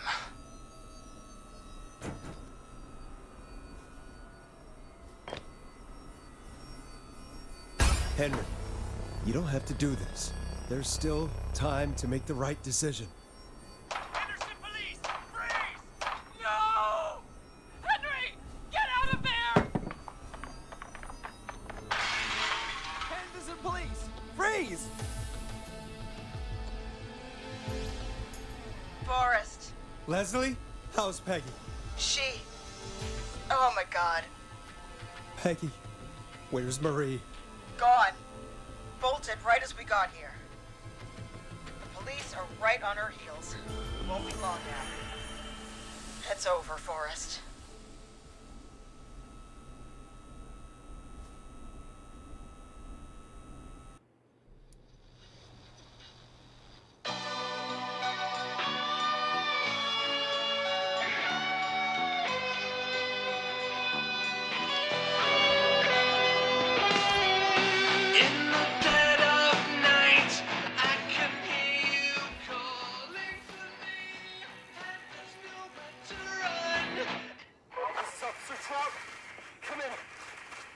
suspect is in custody. We've trailed the other suspect into the nearby woods. And you won't let me go. Oh no. Here in the darkness, I've got this feeling. It's growing stronger inside of me. It's a killer frequency.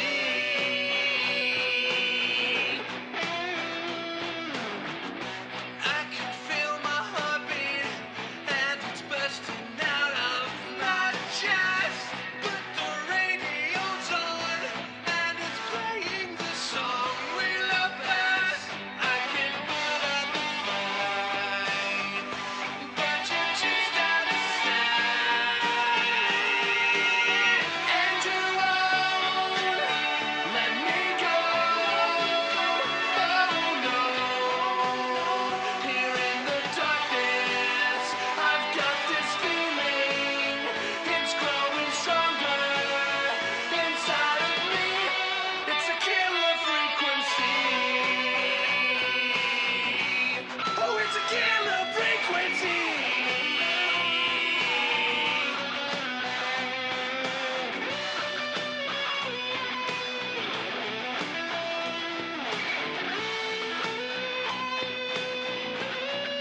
We have the suspect cornered at the top of Whistling Point.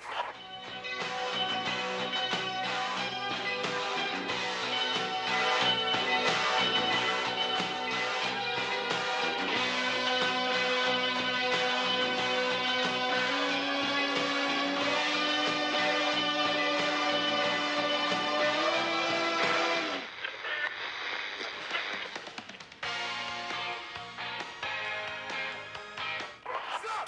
Put your hands in the air! Get down on the ground!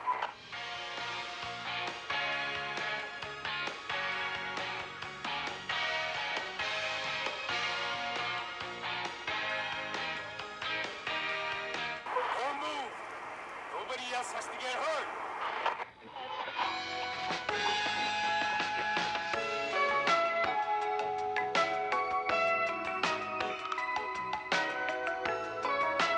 No, stop! Suspect has jumped!